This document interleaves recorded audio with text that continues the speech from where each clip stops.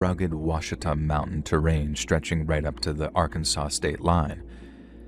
It's got the thick pine forest with cool, clean creeks running through them, and then all kinds of wildlife too, like deer and turkeys and the occasional black bear. It's a prime spot for hiking, fishing, all that kind of stuff. But some folks don't feel entirely comfortable out in the wilderness all alone, and that's where I came in. Now, I led groups on trails like the Beach Creek Loop or up to the overlooks to point out the native plant and bird species, along with a little Choctaw history since their roots are deep around those parts.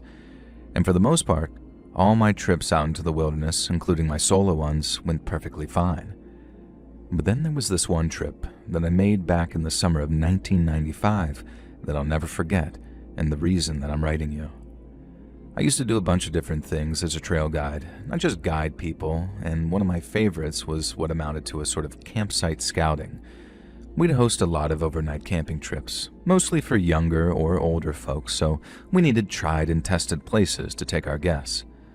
For example, you needed a piece of flat, solid ground large enough for at least 4 or 5 tents.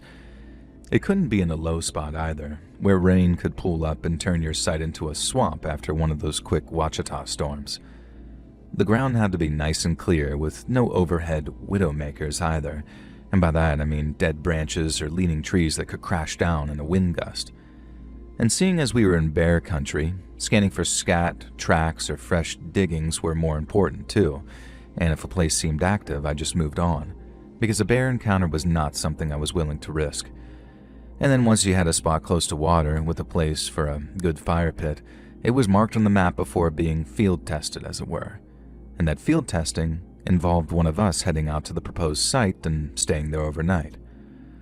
On the occasion that I'm about to speak on, I was asked to check out a potential campsite around the area called He Creek.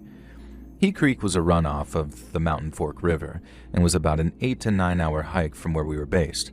We didn't have many campsites in that area, and I agreed that we could find better ones that we already had, especially in a place with intersecting bodies of water and such varied topography. And it took me all day to get out there, and that's after hitting the trails at 7 a.m., but once I arrived, I soon found a sweet little vacation on a rise but flat peninsula which overlooked the river. It was perfect for fishing and hunting, and ideal for families with kids too, since the creek was ankle deep and the river moved nice and slow. And the only thing left to do was set up my little one-man tent, get a fire going, and see what the night brought me. I hadn't seen any bear or cougar scat, which was a big plus, but out in the wilds of southeast Oklahoma, it's not just the obvious creatures that you gotta be wary of. We've been known to get an alligator or two in the marshier regions of the southeast, and while bobcats and coyotes can be a treat to small children, rampaging herds of feral hogs pose a danger to just about anything that gets in their way, large vehicles included. And so the whole idea of staying out there overnight is to get a real feel for the place, since it's at night when the wilds really come alive. And after easily putting together a campfire, thanks to the abundance of firewood in the area, I made myself a campfire dinner and then took to reading some Call of the Wild by Headlamp. I'd read it before, but I figured that there was no better paperback for a night in the wilderness, and I'd just gotten to one of my favorite passages. Quote, "He was beaten, but he was not broken," etc., when I heard a noise about 20 to 30 yards away through the trees. I don't spook easily, and I spent enough nights outdoors to know nights can be noisy, so since all you normally need to do with an animal is let them know that you're there, all I said was, "Howdy, y'all," as I looked up from my book. Now, I didn't hear any more movement after that, for a couple of minutes anyway, so I figured maybe it was just a dead branch falling from a tree. But it wasn't long before I heard it again, and that time, it was even closer.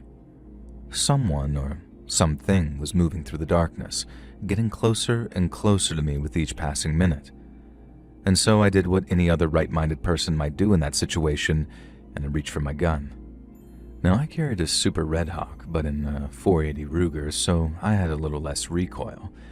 Now, it was very much my choice sidearm for those oh crap moments, so I was confident that I could put down whatever charged at me.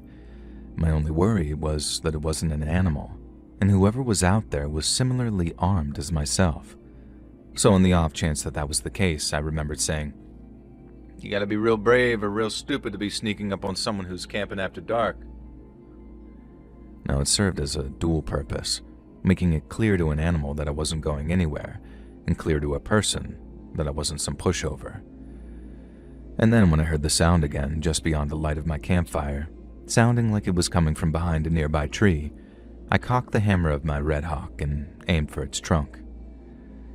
My hands were shaking as I tried my best to focus on getting my breathing right, so when whatever it was came around the tree trunk, I was ready for it. But then, just as I managed to get my heart rate just a little less frantic, I heard the sound of fast-moving footsteps just off to my right. Whoever it was so fast that I didn't even have time to turn and aim at him, not without giving him a clear shot at me with whatever kind of blade he was holding. I didn't get a good look at it, but I saw it shining in the firelight as he came at me, and it gave me no choice but to basically dive over my own tent in order to put something between us. I heard him yell something as he took a single swing at me, and then by the time I was up on one knee, I only saw the back of him lit up by the campfire as he ran off into the trees again, and I wasn't about to let him get away. So I aimed, steadied myself, and then took a single Hail Mary shot at him. And that bang was so loud it had my ears ringing, and I hoped to hear him scream before tumbling into the dirt, but there was nothing. Just the faint sound of heavy footsteps as whoever it was fleeing the area. I spent the rest of that night watching my own campsite from a distance, just watching and waiting for whoever attacked me to return. Packing up and heading back wasn't really an option, as it'd give whoever was out there a really good opportunity to track my movement on account of how noisy moving around at night can be. But it also raises the question of how the hell did that person manage to approach my camp so quietly, and why the heck would a person try and murder a complete stranger like that in the middle of a wilderness area? At dawn, once it was light enough to see, I walked off in the direction my attacker had run following the encounter, and quickly found a trail of blood. I followed it for quite a distance, moving slowly and quietly with my pistol at the ready until I reached a small, chest-height cave set into a rock face. It went deep, but I only went in for enough to see where the blood trail ended, and there were all kinds of animal bones in there.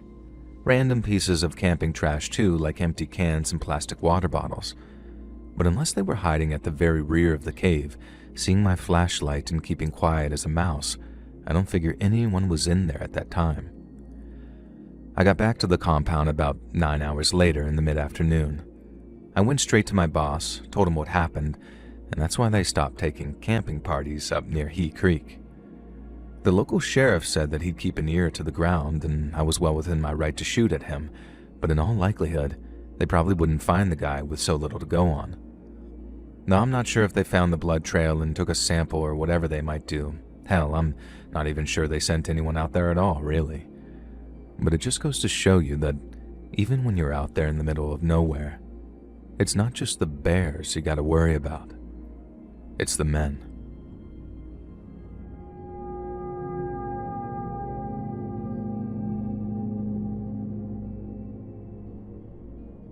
I grew up in Fond du Lac, Wisconsin, but I drifted out west in my teens, ended up getting hooked on heroin, and then spent a little time in federal prison for something I'm not too proud of. Probably goes without saying, but that was rock bottom for me. I made it through without taking any kind of beating, but when I got out, I knew I had to get myself together. For the first time in my life, I had to think about what I wanted to do with myself. I knew I liked being outside, even more so after my stretch in prison, but I knew the chances of me becoming a park or forest ranger as a felon were slim to none. I knew I could try out to be one of those wilderness firefighters because they allow felons to apply if their convictions weren't for violent crimes. But then after stopping at a bar for a couple of beers one Thursday night, I ended up talking to a guy whose cousin operated a tour company out in the Pasayten wilderness. I told him my story over those couple of beers, all the honest-to-God's truth too, no bullcrap. And when I was done, he asked if I was interested in being a tour guide. And then since it involved walking the trails all day, sometimes even camping out overnight, I only had 2 words for him: hell and yes. I got a call the next day from my future boss asking if I was okay interning for a couple of months so I could prove that I was on the level. He'd give me a place to stay, make sure I was fed, watered, and washed, but while he didn't mind taking a chance on me, he didn't want to pay for the privilege. I didn't tell him this, but at the time, I think I'd have happily worked for a whole year for free if it meant having my dream job at the end of it. So I accepted his offer, and then made my way to a small town up in the hills called Barron. I honestly had no idea what to expect, but when I arrived, I found the place was way more comfortable than I ever expected. There were 4 other guides staying up there, not including the boss who lived down in Winthrop, and they each shared a cabin that had full amenities. There were 3 of them, so I got one all to myself for a while. I knew it was only because the other guides didn't trust me, and probably because the boss had warned them that I was an ex-con, but they were nice enough, so I didn't mind having to earn their trust and respect over time. I really didn't know what to expect from the clientele either, but they proved to be a real mixed bag. You'd get your tourists and your adventure vacation types, who you're only there to make sure that they didn't get lost or wander anywhere they shouldn't. And then there were the corporate team builders or the bachelor parties who were more party than peace. And I fell into the rhythm of that place pretty quickly and started making friends pretty quickly too once people saw how serious I was about it. And then once my trial period was up and I was a fully trained and fully paid up member of the guiding team, I was able to head out with parties all on my own and sometimes for a night or 2 of camping. And that's how I ended up meeting a family of 4 headed up by an older lady named Patty. Patty and her husband must have been in their 60s, maybe early 70s, and they had their 2 grown-up kids with them. They decided to spend a little time in the great outdoors together on account of raising their 2 grown-up kids on concrete, and right away, I could tell that they were going to be great guests. They were just about as wholesome a family unit as it was possible to get, at least in my opinion anyway. They clearly loved each other very much, but they were real funny too, and the way they went at it with each other had me laughing along with them. They were interesting folks too and had some amazing stories to share, so it was one of those parties that was such a pleasure to guide that if I was a millionaire, I would have happily guided them for free. And so we hiked all day, stopped for breaks here and there, until we reached our campsite for the night. I got us a fire going with the help of Patty's grown-up son, then she insisted on doing all the campfire cooking so I could relax and take a load off. We had 2 tents with us, one for the parents, one for the kids, and a reminder that they are grown-up people, and then my small one-man pup tent. We got them all set up, went over a few emergency procedures in case anything happened in the night, and then each went to our sleeping bags for the evening. But what I didn't know, what I could never have known, was just how wrong things were going to go for us during the next day's hike. I remember waking up to the sound of voices and being blinded by flashlights when I looked out of my tent. There, standing outside their tents in what amounted to their nighttime wear, were Patty's husband, son, and daughter, but there was no Patty anywhere to be seen. The 3 of them were whispering at first, but when they heard me asking what was going on, they told me that Patty was missing. Her husband said that he woke up to noises beside him in the tent, but figured his wife was just rolling over in her sleep or something. And then when he asked if she was okay and he didn't hear any reply, he realized that not only was the tent's front flap unzipped, but his wife was nowhere to be seen. Patty's husband then takes a walk around outside for her just to make sure that she really is off taking a leak somewhere. And then when a couple of minutes went by and she hadn't returned, he woke up his kids. And that's when they realized that Patty hadn't even put her shoes on. We briefly discussed the procedure for someone going missing, and so after a quick reminder, we each walked off in a different compass direction with our flashlights and then started yelling out Patty's name. We kept each other's flashlights in view and we didn't go too far, but we kept on yelling her name as loud as we could, and when we didn't get any response, we kept on pushing outwards a little more until we were maybe 100 meters apart on all sides. We yelled and yelled and kept on yelling, but still didn't hear a thing from Patty in response. And since I didn't want anyone wandering off and getting lost, I called out for everyone to return to camp. I planned on contacting the local rangers and enlisting their help while I got the family back to headquarters, but Patty's son didn't like that idea at all. A small argument broke out between myself and the son, who insisted that we stay and keep on looking. Now, she was an older lady, so she couldn't have gotten far, I think, and while I agreed, we had certain protocols to follow in the event of someone going missing like that, and those protocols were based on keeping everyone else in a group safe. Yet Patty's husband agreed with their son and insisted that they stay at the camp and keep calling out her name in case she got lost, and so she could find her way back to the camp. I had to work with them. I had to at least give them some hope in that respect. And honestly, because that's the exact same thing I hope someone might do for me if that was my mom out there lost in the dark forest. And so, while I started to pack up our stuff, I told Patty's son that I wouldn't stop him if he wanted to take one last look around the perimeter. And as you can imagine, he was grateful for my cooperation, but I also get the feeling that he'd have punched me right in the face if I had insisted on leaving. And so off he went, him and his dad, while I tried my best to keep Patty's daughter calm as I packed away my gear and got a start on the group stuff too. I didn't think they'd find anything. I mean, I hope they did, but the wilderness makes you a cynic over time on account of how cruel nature can truly be. And so imagine how surprised and relieved I was when, maybe 10 minutes after they left, I heard the sound of the son's voice coming through the trees as he yelled, "We got her." Patty's daughter burst into tears when she saw her dad and brother approaching with their mom in tow, and I'm not ashamed to say that I wasn't far from tears myself by that point. I'd never had to deal with anything like that before, so to have it over and done with so quickly was an incredible relief. Patty seemed really shaken as we checked her over for injuries, and while her son kept asking, "What happened? Where did you go?" she didn't seem to have an answer for them. When she did talk, she just kept saying, "I don't know. I can't remember. I think I got lost." And that all kind of made sense to me once I realized that she'd walked off without a flashlight, because it gets so oppressively dark at night out in the wilderness that it can get really disorienting and frightening very quickly. And I remember telling everyone not to worry, that Patty would probably be more articulate once she'd gotten some sleep and some food, and we were all pretty exhausted by that point. But even after a few hours of sleep and some protein bars and coffee for breakfast, things continued to get worse. To stay on schedule, we could only get a couple of more hours of sleep before we had to wake up, pack up, and make our way back to HQ, and that meant that we were all kind of tired and cranky waking up at 6:30 a.m., but still super relieved that we'd found Patty and avoided any major disasters. I made that coffee, handed out those bars, and while I did, I noticed that Patty was still unusually quiet, especially in comparison to what a chatty Patty she was the day before. I didn't press her too much on it. I just asked if she was feeling okay and was good to walk back to base, and she said sure after apologizing for scaring us.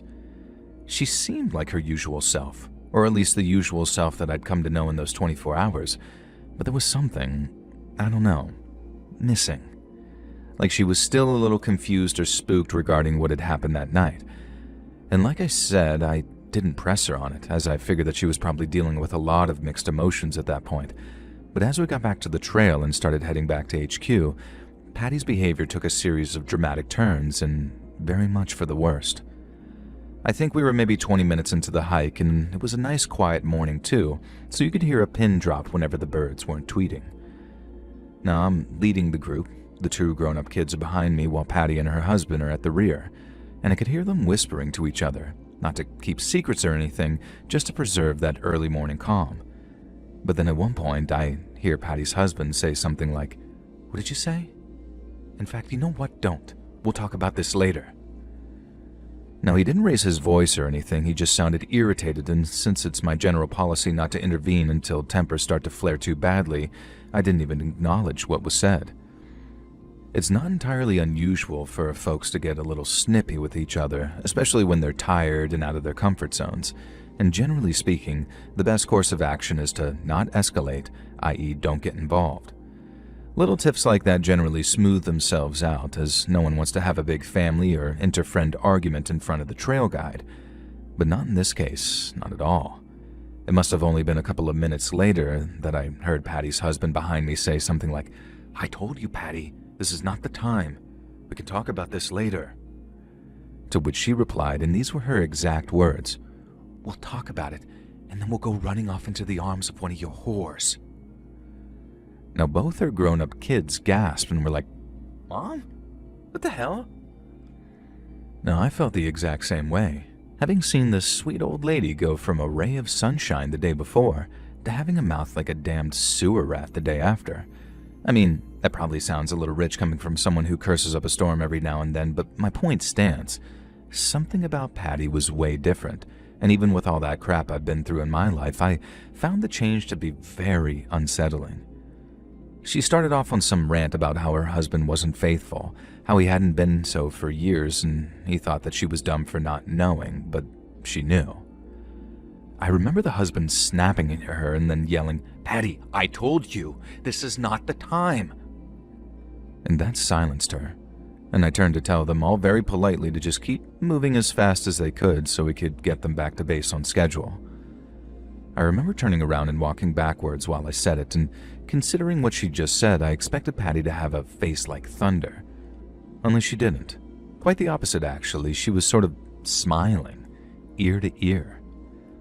And that was the point where I turned to Patty's son and asked him to drop back a little so I could talk with him in private. And then with his sister now at the lead, we dropped back a ways behind his parents and got to talking. Now he was understandably on edge, but even more so that we talked because I told him strange turns in behavior like that could be caused by some pretty serious head injuries. And he knew that all too well himself, as I think he was some kind of personal injury specialist, but here's the stickler. Patty didn't show any sign whatsoever of having any kind of head injury.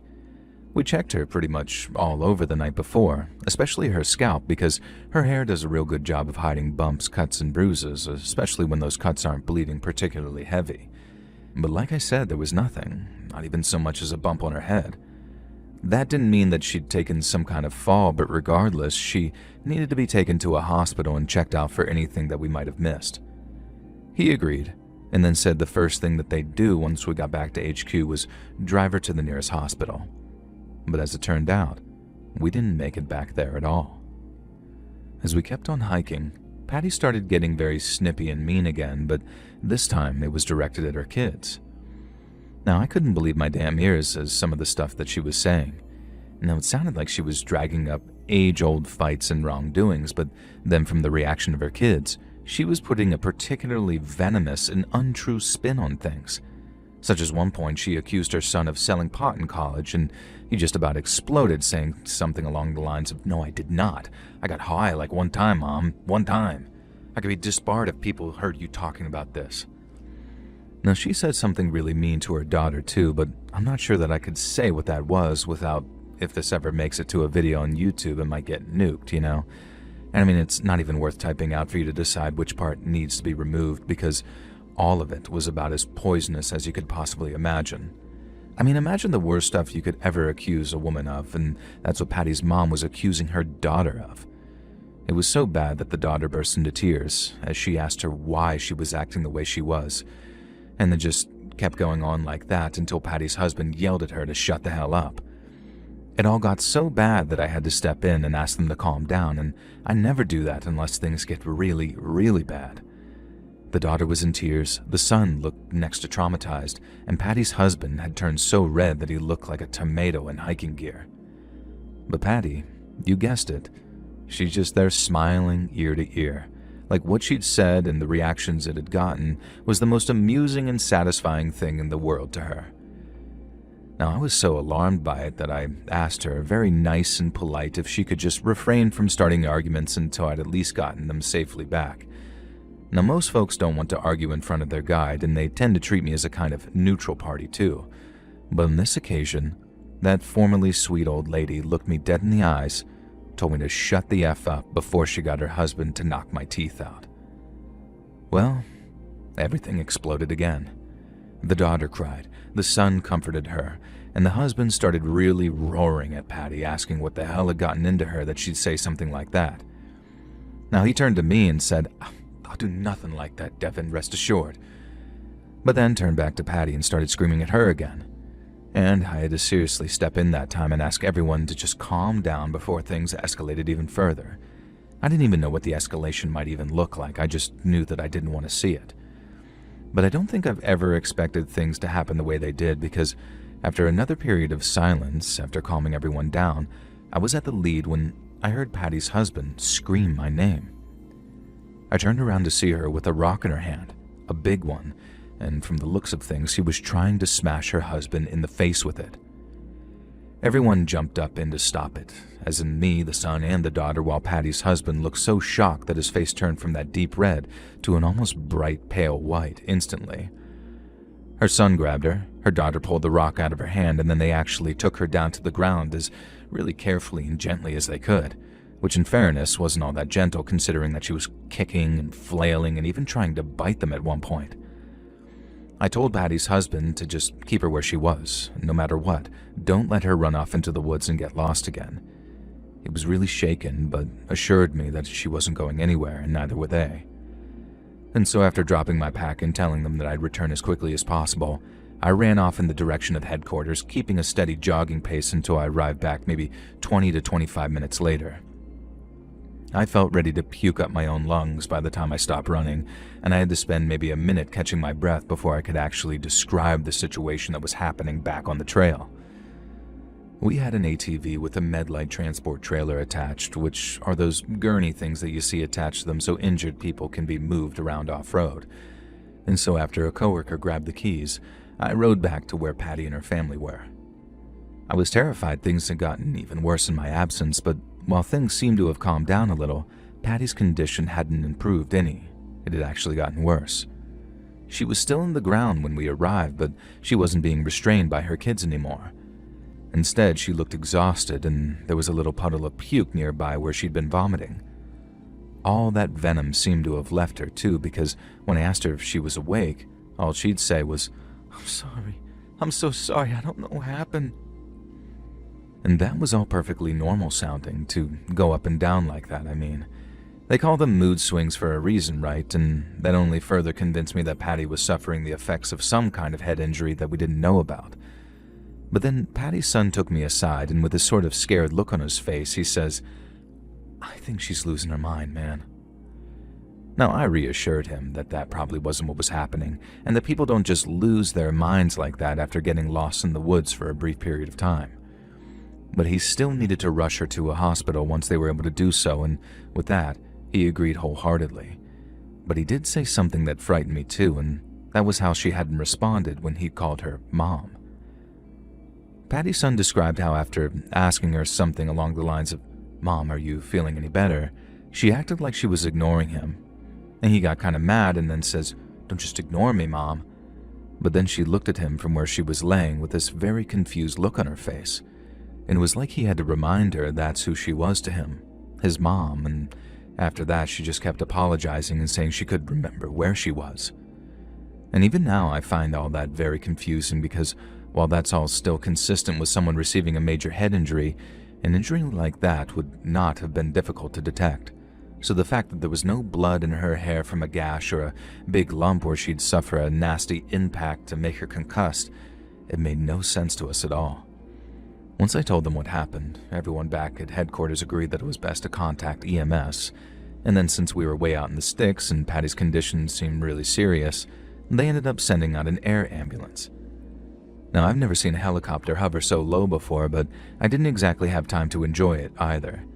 I was scared for Patty, and I felt so terrible for her husband and 2 kids who, as you can imagine, were in a really bad way by the time the helicopter showed up. All I could do was tell them that I'd be praying for them and that our doors were always open to them, and then after they drove off, that was the end of it. We didn't hear anything more about Patty or what happened to her that night on the trail, but we didn't forget it, especially not me. Time went by, but I found myself just thinking about Patty on a daily basis and without fail. Anytime I was out in the trails, especially when the day got close to being done, I'd picture her waking up, climbing out of her tent and just wandering off in the darkness in her bare feet. We could understand her putting her boots on and walking off to go urinate somewhere, but walking off without them seemed to suggest that she was either really scared of something or just wanted to run, or she was in some kind of trance. Now, they call it a fugue state in psychology. You may have heard of it, and me and the other guides have talked about it at length. It's rare as hell, but every so often, someone's mind stays asleep while their bodies just keep moving, like there's someone or something else at the wheel, like sleepwalking. And that's kind of what we think happened to Patty. That maybe she fell and bashed her head, and that's what brought her out of it. But all we had were guesses and theories, and none of us wanted to contact Patty's family out of respect for their privacy.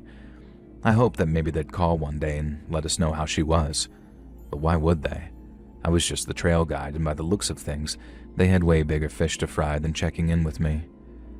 I just wish I knew what happened to that poor lady, because sometimes thinking about that just scares the hell out of me.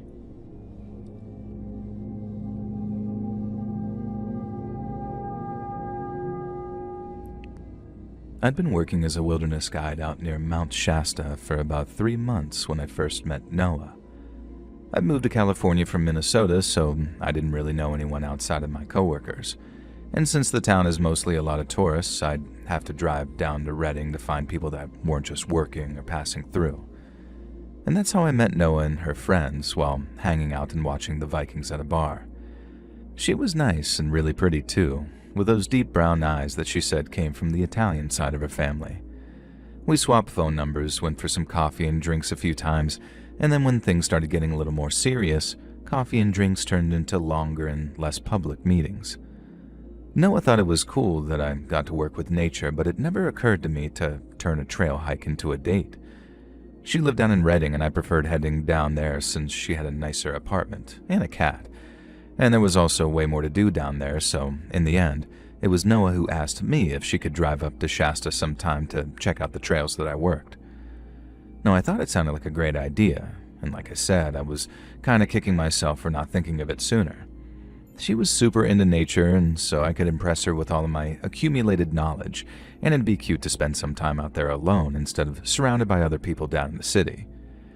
She drove up to Shasta in the morning, and then after spending some time putting a little picnic together, we drove out to the trailhead near the upper sand flats and then hiked into the woods from there. The first thing I told her about, because the ladies always loved this one, is how old-timey prospectors used to keep ringtails as pets. A ringtail is a small rodent, kind of like a cross between a fox and a squirrel. They're very cute, and I strongly recommend that you Google them to see just how cute they are. But the miners didn't keep them around because they were cute. Oh no. They called them miners' cats because they were great at scaring off the rats that tried making their homes among the camp. I talked about how wolves had been reintroduced into the area and how it stabilized the deer population. Then I remember mentioning the prairie falcons and how they reached speeds of 200 miles per hour when they're dive-bombing prey. But one of my favorite little factoids, and one Noah loved too, was a behavior in black-tailed deer that we call flagging. And just like their name suggests, black-tailed deer have black tails, but only on the tops and sides. The undersides of the tails is the same color as their butts, a sort of off-white, and when they detect a potential threat in the area, their tails shoot up to show the white and then not the black side. And it's kind of like a collective traffic light, something that says ready, steady before the go when the threat proves significant, and it's just one of many examples of how animals have developed methods of wordless communication. Now we walked for a few miles, with me dropping the aforementioned facts here and there, and then when we stopped for our picnic, I told Noah how Mount Shasta has its share of carnivorous plants, like the California pitcher. I also told her how growers have been trying to introduce the matsutake mushroom to the region, which is highly prized in Japanese cuisine. The only thing is, it can take up to a century for the fungus to form the symbiotic relationships with the pine trees that allow them to mature before fruiting. And that means that people trying to introduce will probably never even live to see the fruits of their labors. They're doing it entirely for the next generation, and we agree that there was something very beautiful about that. And I remember at one point, Noah, who was having a great time, said something along the lines of, "Oh man, my dad would love this. We should totally bring him up here sometime." Now, I went quiet for what felt like the first time on the whole hike, because she kind of casually let slip that I was the bring them home to dad type. Now, I was really into her, and so it felt amazing that she saw me that way. And then after pivoting towards family, we spent a little while talking about more personal stuff. Up until that point, it was probably the best date I'd ever been on, talking about something that I was passionate about, but impressing someone that I cared about all the while. But I had no idea at all how wrong things were about to go. And as the sun reached its peak and the day got to its hottest few hours, we were sort of taking on water like nobody's business. And so inevitably it came time for a little bathroom break. We agreed to walk off the trail in different directions, me taking on some trees on the left while she walked up this very steep slope to the right where it leveled off for a little more privacy from the trail. I figured that we'd be separated for a matter of minutes, and I also figured that I'd be done much quicker for reason of mail logistics, so I wasn't alarmed or anything when I got back to the trail and Noah wasn't there. But as the minutes ticked by and Noah still hadn't reappeared, I started to get a little worried. I took a few steps up the slope, not all the way as to impede her privacy, and then I called out her name and asked if she was all good. At the time, I thought I expected to hear her say something back, but I think looking back on it, it was more like hoped, because I remember that feeling of hope turning into this very rising panic when Noah didn't reply. It was dead silent from the top of that rise there, and it worried me so much that I walked to the top to see where Noah was. But when I looked, she was nowhere to be seen. Now, I think I hesitated for a moment looking at all the trees and bushes in front of me because it seemed totally logical that she'd walked off into the trees and out of sight to get her privacy, and it also didn't seem out of the question that she just didn't want to yell back at me because she was in the midst of peeing. I know that might sound dumb, but I was honestly just trying to rationalize the situation and not totally catastrophize it. But then looking back, I was a fool not to trust my instinct and go looking for her, because only seconds after calling out Noah's name a second time, I heard her scream. Now, without thinking, I started running in the direction of that scream before suddenly stopping myself. I dropped my backpack from my shoulders and was just totally frantic as I tore it open and went for the little pouch meant for my .45. I hadn't told Noah that I brought a gun with me. She was really anti-gun, so I didn't want to freak her out by announcing that I was carrying, but I also wasn't about to head out into the trail without a means of actually protecting us, so given the circumstances, you can bet that I was glad that I brought it. And I guess I should also make it clear how just from the sound of Noah's scream, I knew that she hadn't just sprained her ankle. It wasn't a scream of pain, it was a scream of terror, and I wasn't about to square up whatever scared her so badly without protection.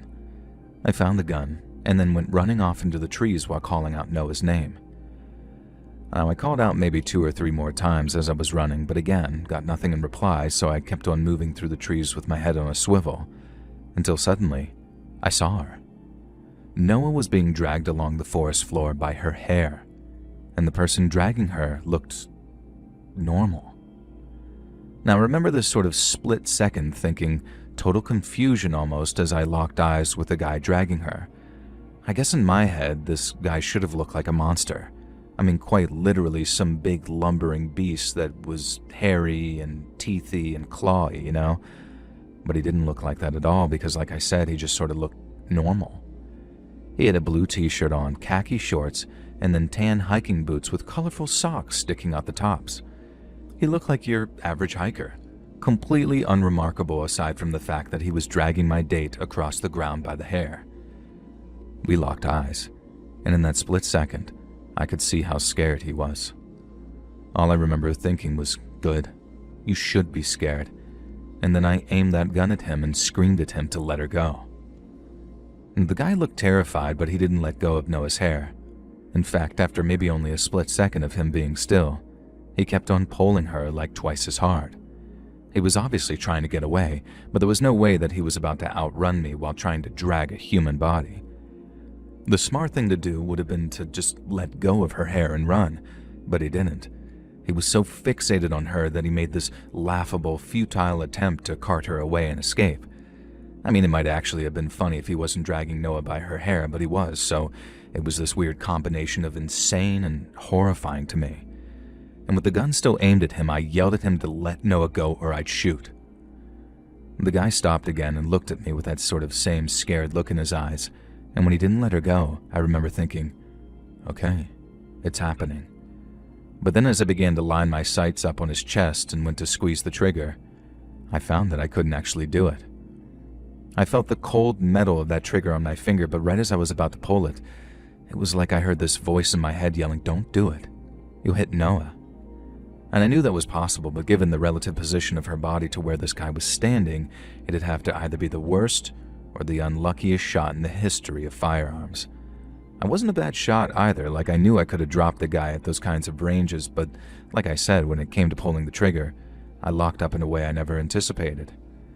And then when I locked up, The fear and doubt started to completely overwhelm me.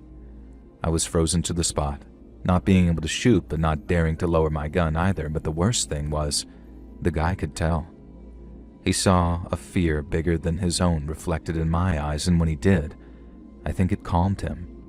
He didn't smile or laugh or anything sinister like that. He just sort of turned his head to make sure that the way was clear, and then just kept on dragging this now semi-conscious but still weak Noah through the trees. But that spurred me into action. I still couldn't bring myself to take a shot right at him. I was just scared to, I guess. But what I could bring myself to do was warn him. Now, I can already hear all the ultimate badasses in the comments saying, "Oh man, such a pussy, couldn't bring himself to shoot a man to protect his girl." Well, while you might be the super soldier who inspired John Wick, I'm not him.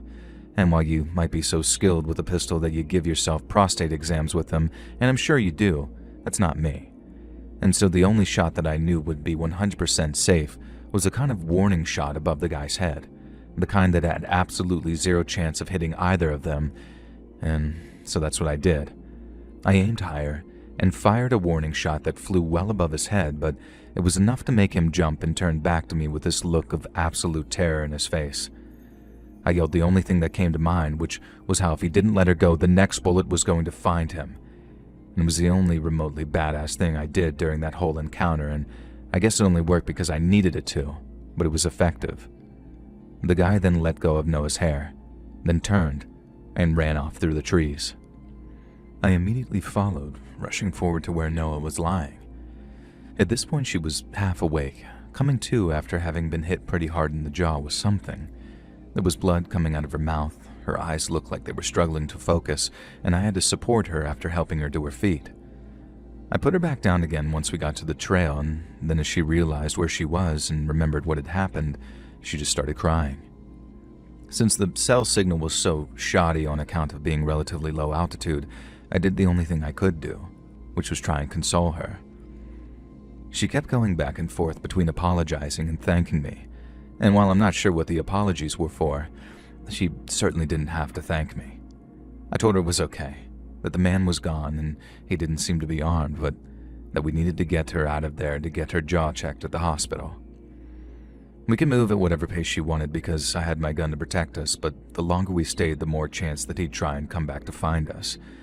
And maybe that time, he'd have something to fire back. We were up and moving again seconds later, at a mixed pace of jogging and walking fast. I think all the heavy breathing brought Noah a kind of calm because before long, she was able to tell me exactly what had happened after we went off to pee. And even all these years later, thinking about it scares the hell out of me. So Noah said that she'd walked off into the trees at the top of the slope and then put enough of them between me and her to ensure that no one peeking up from the trail could get a look at her. She drops her shorts, does her thing, but then as she's buttoning them up again, she hears something moving kind of close to her. She stayed put and stayed quiet, and then when she heard me calling out her name, she was too scared to respond. She said it felt like the thing close to her was hunting her, and calling back to it would have allowed it to find her. But then seconds later, she hears a sort of thud, thud, thud of fast footsteps behind her, and then when she turns to look, bam. The first hit didn't knock her out, and that's when she screamed. The second one knocked her unconscious briefly, but by that time, help was on the way. I was worried that she might have a fractured jaw, maybe some kind of damage to her teeth, but luckily the only wounds were to the inside of Noah's cheek. She had some pretty nasty bruising on her face, and it took a while for the inside of her mouth to heal, but I'd say that she escaped some pretty nasty injuries.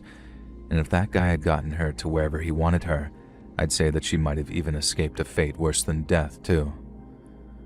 We obviously filed a police report at the Shasta Police Department that very same day, right after Noah was discharged from the hospital. It was stressful for her, really stressful, having to kind of relive those events so soon, but we agreed it was better to get it on paper while it was fresh in her mind. We thought it paid off too when the cops told us they'd arrested the guy.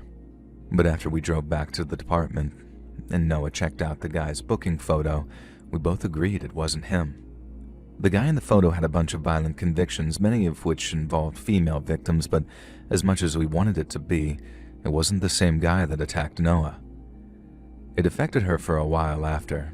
Like she said she had nightmares about seeing the guy's face suddenly in places that she didn't expect it to be. I really felt for her, and I made myself available in every capacity I could. And then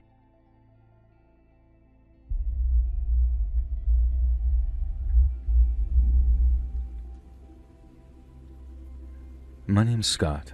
I'm former Navy, and I had the privilege to serve in SEAL Team 1 for a while back in the mid-2010s. I spent time in places like Afghanistan, the Horn of Africa, and the Philippines, and I walked away from each place with a whole bunch of funny, sad, and scary stories. But the one that I got for you today is from northern Iraq, particularly during the fight against ISIS and what was then officially called Operation Inherent Resolve.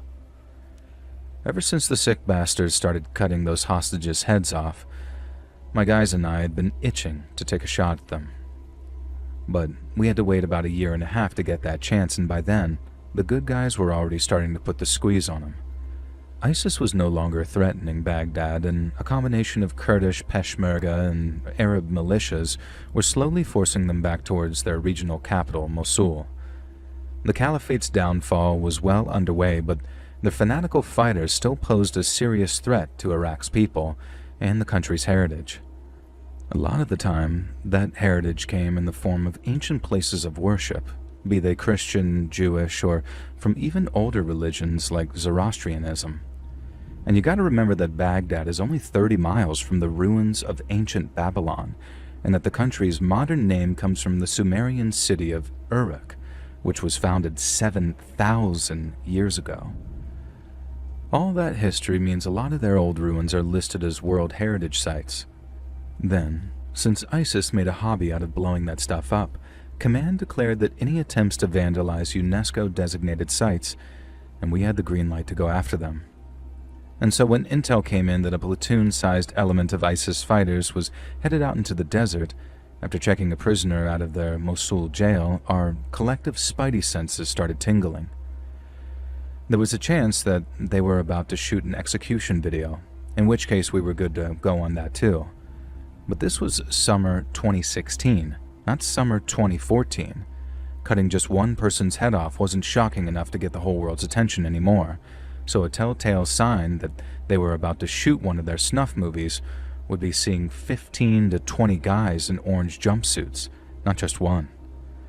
Ourselves and the Iraqis had tons of informants all over Mosul, some within the ISIS organization itself, so it was only a matter of time before we found out which prisoners their fighters were escorting. She was an Arab Christian woman named Miriam, who just so happened to be on the staff of the Mosul History Museum. Once we got direct confirmation that the fighters were headed to an Iraqi heritage site, it was go time, and then after loading up around dusk, we got airborne as quickly as possible. The flight took around 30 minutes, and in our 2 MHXs, or Stealth Hawks as you might know them, we were able to land within just a half a mile, confident that the enemy had no idea what was about to hit them. Now once we were touching dirt, we moved through a shallow, dry gulch until we were within maybe 200 meters, close enough to see at least 7 or 8 flatbeds parked outside the mouth of the cave. The sun sets fast in that part of the world, meaning it was almost full dark by then, and since we were headed into what looked like some kind of cave system, we pulled down our NVGs and then pushed towards its mouth.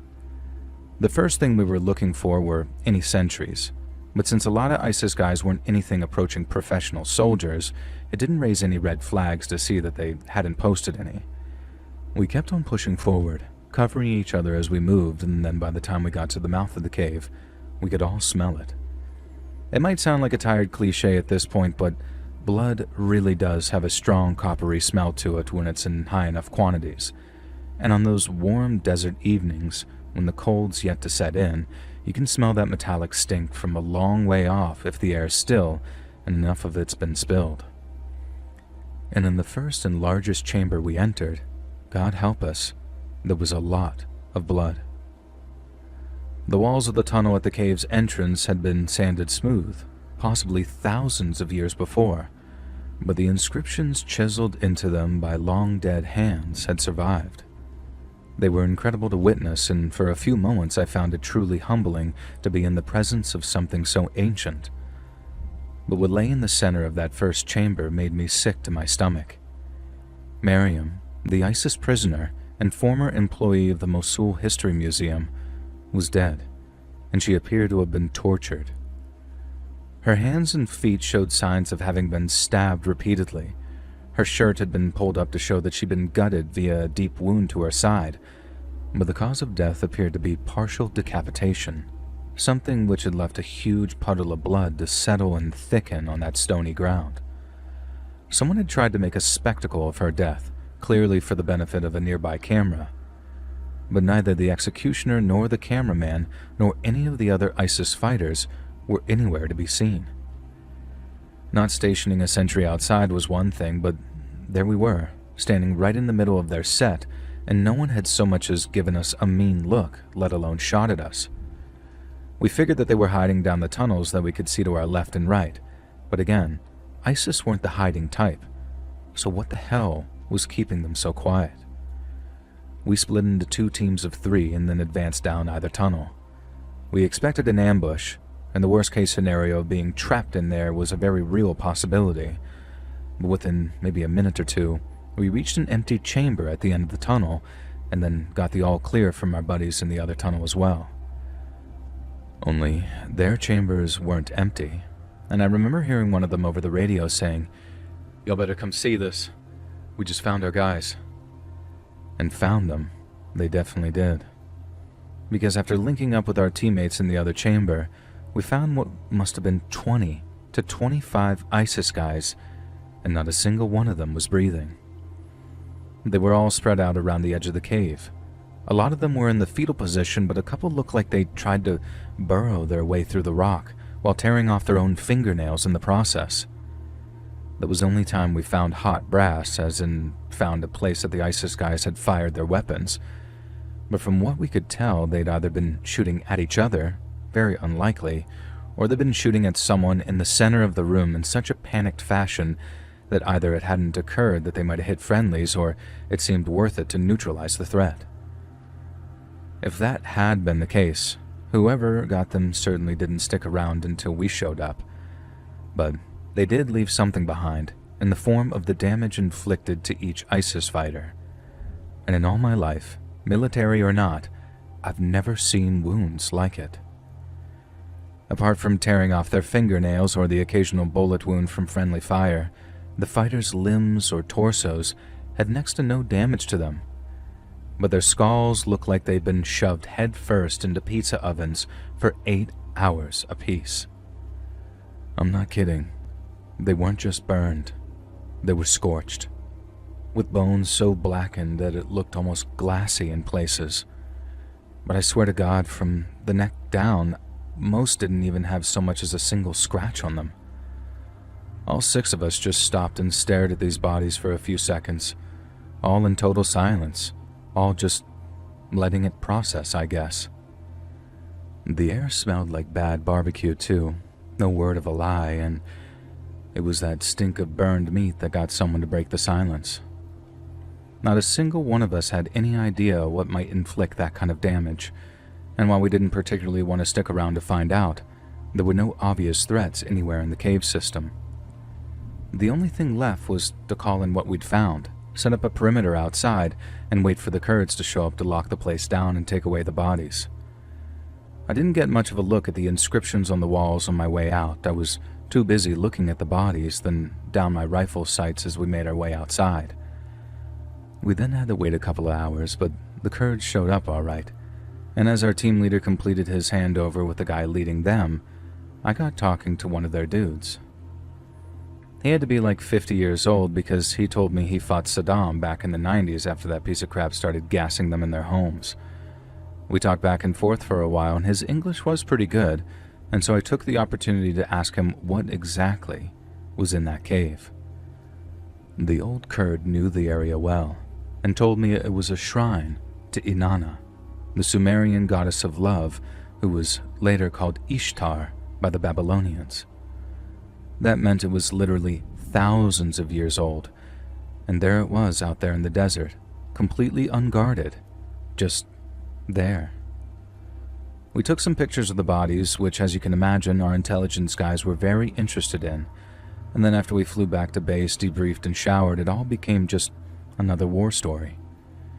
See, all those burned skulls isn't even close to the weirdest story that I got from my time in the SEALs. Heck, it's not even the weirdest thing I saw in Iraq. If the cops came across that same scene back stateside, it'd be all over the news. But in Iraq, with ISIS running around chopping off heads and setting folks on fire, finding those bodies was just Tuesday, you know?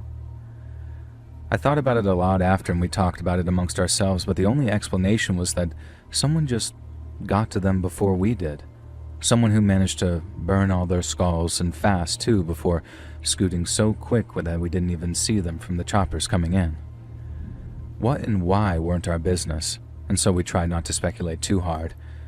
And then a week later, it was on to the next thing, and then the next, and then the next, until Mosul was liberated and we could all go home.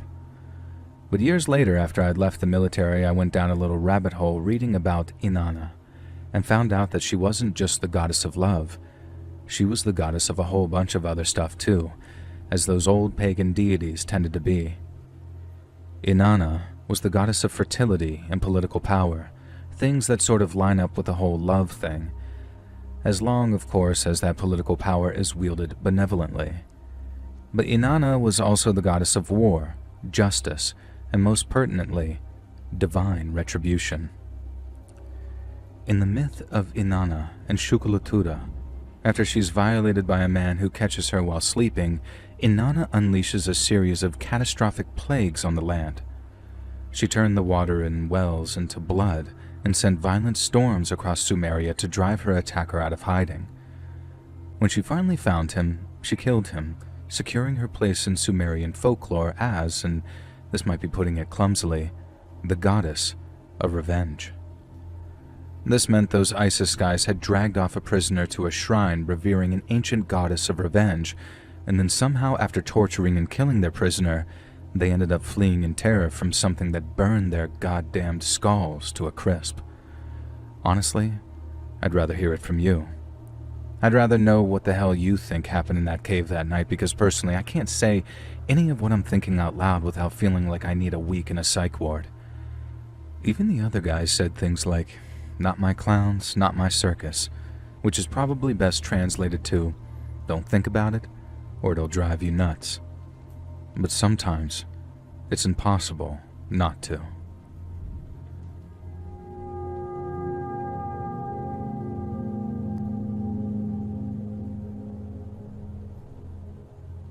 My father passed away some months ago and left behind an unsent letter.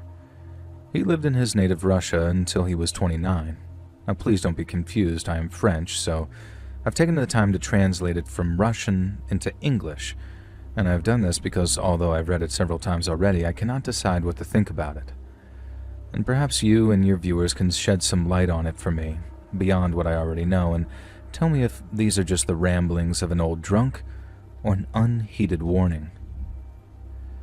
November 19th, 2015. My dearest Vika, I'm writing to you from Marseille in France, in an apartment with a view from the old port. It reminds me of home and of you, and while there is good wine here, tonight I am in need of something stronger. You once asked me why I never write about the Navy in my letters. I avoided answering your question, and for that I am sorry, but you must understand that I do not talk about it here either, in my new life. Once or twice I have mentioned the collapse in 1991 and the chaos that followed, but I fled much earlier, and not simply for a better life, but to preserve the one that I had and still have. And so now, because we are old, I shall answer your questions so that you might understand. I was no mere sailor, my little son. I was a submariner, the pride of the Soviet Navy, and in 1988, I had the honor to serve on a Victor III, K-324 to be exact. We were sent on what was called a routine training mission in the Barents Sea, up near the Arctic Circle, to practice ice-breaking, diving tests, that kind of thing. Our captain was Comrade Kirichenko, a good man with steel in his heart, and he ensured that we carried out our orders: stay submerged, avoid detection, practice firing drills.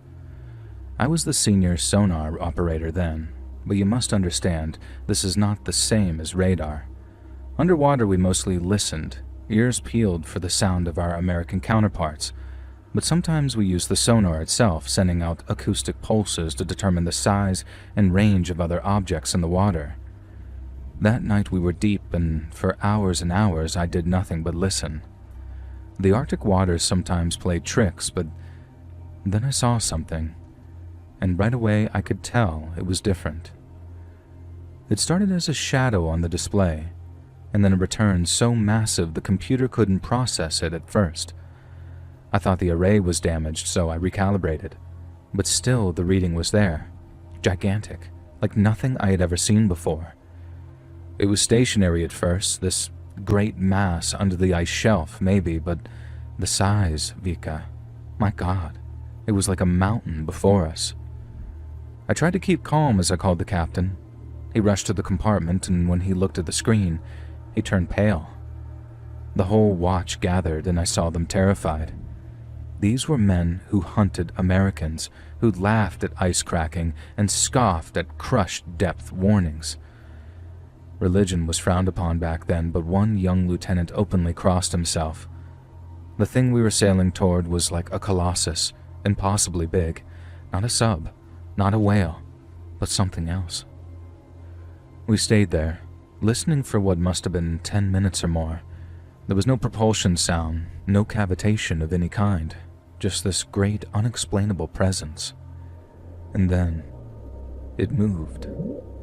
The great mass shifted, causing the display to light up with new returns. We still had no idea what we were looking at and could be sure of only its size. And then suddenly, the passive array picked up a low-frequency rumble, one that vibrated through the hall as it passed over and through us. It sounded deep, so deep I felt it in my bones, and then as it passed, the men muttered. Captain Kirichenko ordered us full astern and had us ascend as quickly and quietly as possible. In other words, we ran. Not like proud Soviet sailors, but like children, from shadows in the dark. Whatever was in the water with us that night did not pursue us, thank God. But for hours after, every creak of the hull had us sweating. I heard our political officer Granat whispering in the control room about the importance of the mission. The captain looked like he wanted to shoot him. I'd never seen him so angry before. When we returned to port, we were quarantined, and then some naval intelligence officers came around to ask us all the same questions over and over again. And then when the questions were finished, 2 men in civilian clothing came to see us, and one by one, they sewed our lips shut. We all signed statements denying the encounter and the existence of any anomalies, as they called them. Breaking the agreement meant Kolyma prison, or even someplace worse. For years I said nothing, even to my wife.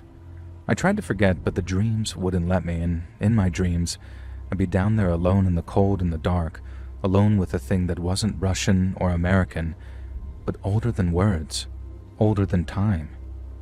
You remember the Kursk, don't you, in 2000? We remember, but the youth do not. They said it was a torpedo accident, leaking fuel, but I recognized the coordinates they gave and how they were less than a day's travel from the exact spot we found the blip. Same depth, same ice edge, everything. Now, I was in Paris by then, no doubt watched by KGB agents or FSB or whatever they're calling themselves these days. And as I sat in my little apartment watching the news on the TV, I remember my hand shaking as I poured myself a drink. They said the Kursk sank after an explosion in the forward compartment, but I knew the men who served with me would be thinking the same thing as I. Some said the rescue efforts were blocked by Putin himself. Others talked of strange readings on the surface ships. One old comrade, who since escaped the submarines, told me they found pieces of the Kursk hull bent outward, like something had grabbed it from below. I left Russia soon after, and France was far enough.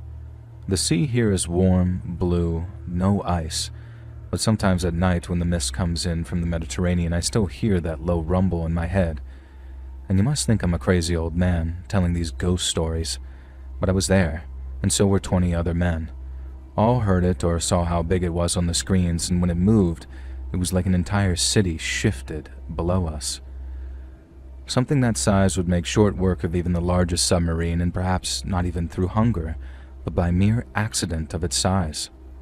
And I've read once, after the internet came along, about old sailor tales from the Arctic. Many echoed the legends of the Pomors, the old Russians, when they spoke of gigantic sea beasts, things which slept under the ice for generations at a time. The Soviets laughed at such things. Science, they said, would open the way from the Earth to the stars. But science does not explain a return that big with no engine noise. Science does not make trained men piss their pants or vomit in the passageway outside the sonar compartment. My little son, I'm old now, and the doctors say my heart and liver are bad. I should be thinking of happier times while I still have the breath in my lungs, but instead, I keep thinking about those boys on the Kursk. They were good men, doing their training mission like we did. Did they see the blip first? Did their sonar man try to warn them before the lights went out? These are the things I wonder late at night before I reach for a bottle. I keep a map, an old naval chart. I mark the spot with a red pen, and when I cannot sleep, I look at the map. They say the Arctic is melting now and that the ice is retreating. Blech, enough. My bottle is empty. Maybe I should not have told you, but you asked why I left, why I never came back, and why I use a different name, and now, you know. And I shall grab another bottle because tonight, I do not want to dream. In a quiet Texas town, Aaron Caffey seemed to be living an ordinary teenage life, but behind closed doors, growing tensions and hidden influences were quietly reshaping everything around her. When the silence finally broke, it left behind a case that challenged assumptions about family, trust, and just how quickly an ordinary life can descend into something unimaginable. Listen to the full story over on my true crime channel, Saturn Soul, link down below.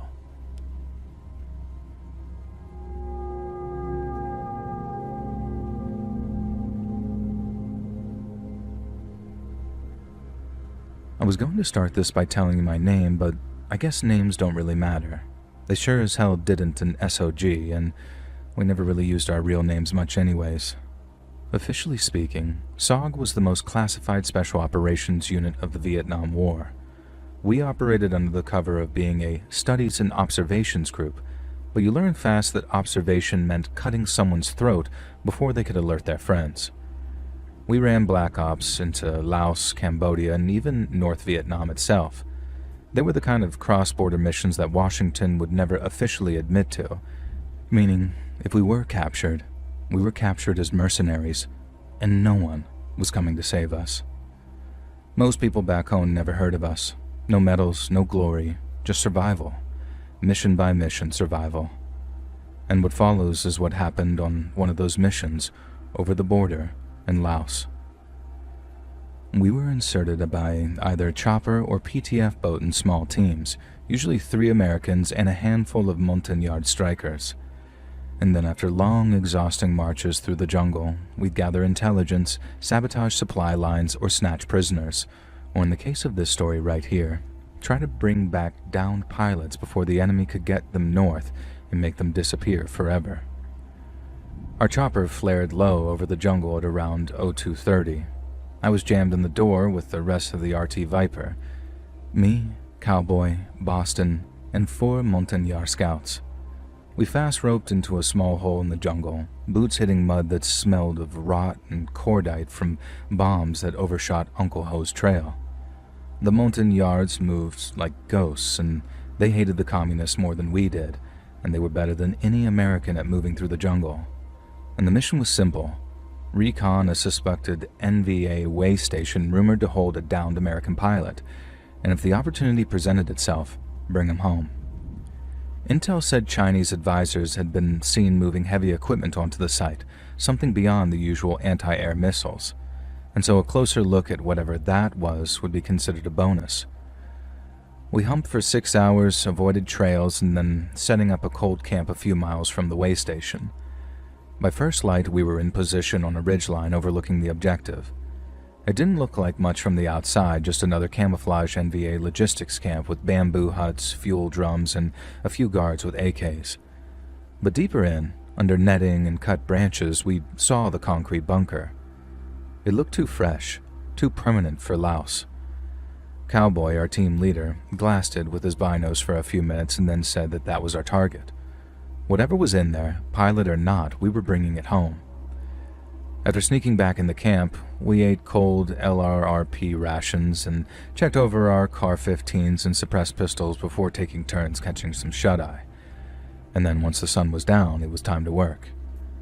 The plan was one we'd thought of a while back, but never had the guts to try. 2 montagnards in captured NVA uniforms would approach with a bound and hooded prisoner, and they'd explain that they'd picked up a prisoner and needed a place to put him, and then once they were nice and close, they could take out high-value targets without anyone realizing what was happening. Now, the rest of the team could then sweep in and support the forward guys as they grabbed whatever or whoever needed grabbing before we all got out of there in one piece.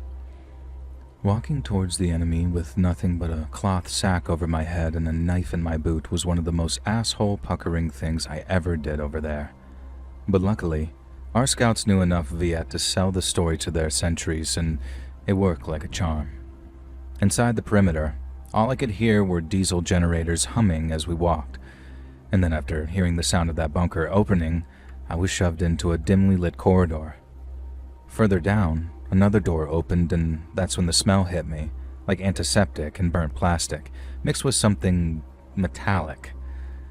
Now, the Montagnards started to untie me in a side room, and then on the count of 3, out came the knives and surprised pistols, and we dropped the 2 guards with us before they even realized what was happening. Now, one of the Nars went out to signal Cowboy, Boston, and the rest of the team, and then a minute later, we were all inside.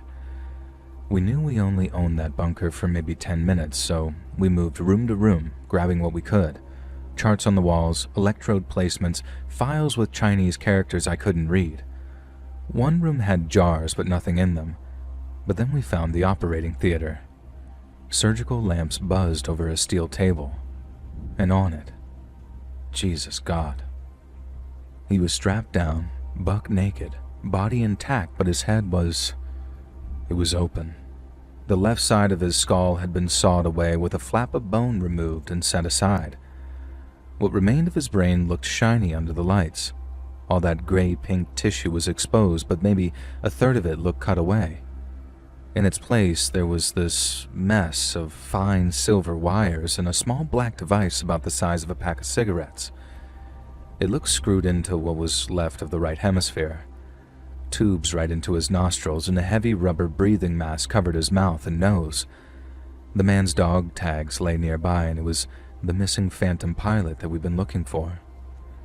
His eyes were open, but empty, kind of milky and confused with no recognition, just wet meat in a ruined case of bone. I'd seen men burned by napalm, shredded by claymores, even impaled alive on bamboo booby traps, but this was different. The Shy Comms had turned him into a goddamn prototype of something that was never meant to be. Wires trailed from the device to a console, and something was flickering on it. Weak brain activity, maybe. I wanted to believe that there was a flash of something in those eyes when I leaned close, some sort of recognition that he knew that we'd come for him. But there was nothing, just the wet click of the respirator and this faint electrical hum from all the junk he was hooked up to. The Montagnards were muttering prayers to themselves, and we decided to get him out or die trying. I cut the straps, and then the pilot's body twitched as I started disconnecting the leads. Blood and clear fluid leaked from the open skull as I worked, and then when the last wire came free with a wet pop, his body arched violently and then went limp. He was gone. By the looks of things, whoever he was had long since died on that table. We wrapped the body in a poncho liner, grabbing the small black device as we did. It felt warm, alive almost, but there was no time to focus on it. We knew exfil would be tough, but it turned into a running gunfight. Once they figured out who exactly was booking it from their way station, the NVA pursued us through the jungle. One of the Nars took a round through the shoulder but kept moving. It was that or die. We dragged the pilot's body for about 2 clicks to the LZ, trading fire the whole way.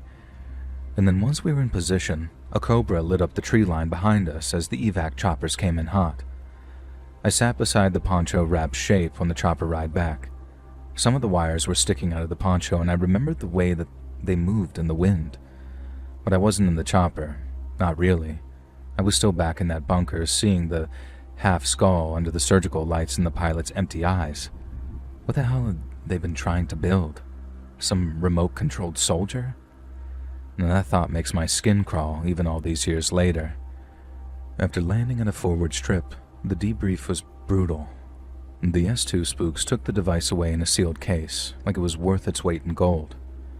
That night in the hooch, I drank, and the other guys didn't talk about it, but that suited me fine. Some things you just carry in silence. They told the pilot's family he died in combat, made it out to be heroic. It was obviously a lie, but I guess that's mercy of a sort. Sometimes I wonder if that black box is just sitting in some lab and if the whitecoats have unlocked its secrets yet or are still trying.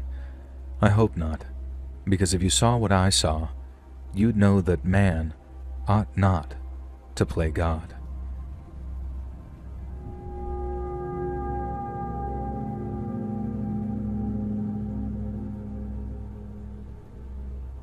My name's Jane, and I work at the National Archives here in the UK. Now, we're home to the largest collection of First World War diaries in the world, and since 2018, the 100th anniversary of the war's end, we've been busy digitizing the archives and ensuring the soldiers' words outlive the materials they were written on. However, while working with diaries from the 1916 Arras Vimisector, my team uncovered a particularly striking personal account belonging to a Lance Corporal Edward Wilson of the Royal Fusiliers.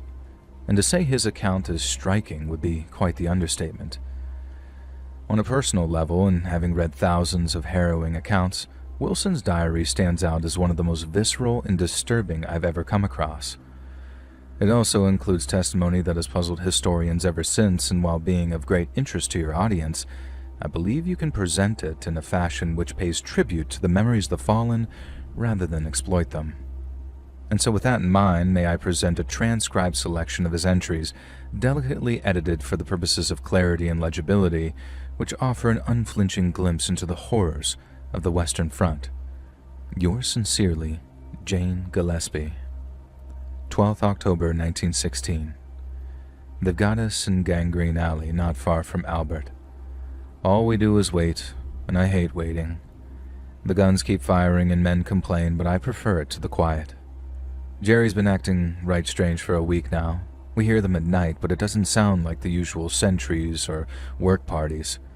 Sergeant Lowe said that they might be mining, but I've been on the listening post twice now this week, and sometimes it sounds like they're arguing amongst themselves. The lads are jumpy, rumors of a big push coming. I keep my head down and try to keep my spirits up, but my feet are just about rotten from all the damp. 15th October 1916. It rained all day again. Gangrene Alley is almost shin deep. Jerry was making noise last night, so we set up a flare about 2 in the morning and caught movement in the forward trench. They were running back and forth shouting, possibly in preparation for a dawn attack, so our artillery put a few rounds over just in case. Usually they answer with their own guns quickly enough, but this time there was no reply. Very strange. 18th October 1916. Quiet day. No one likes the quiet ones. They mean something's about to happen, and Jerry's quite clearly up to something. Their line looked half abandoned at dawn, sandbags shifted, wire uncut in places. We think they're pulling back for a counterattack someplace else, but we can't be sure. On last night's patrol, one of the younger lads said that he saw a rat the size of a terrier skittering off towards German lines. We see more than the odd rat, but they're not that big.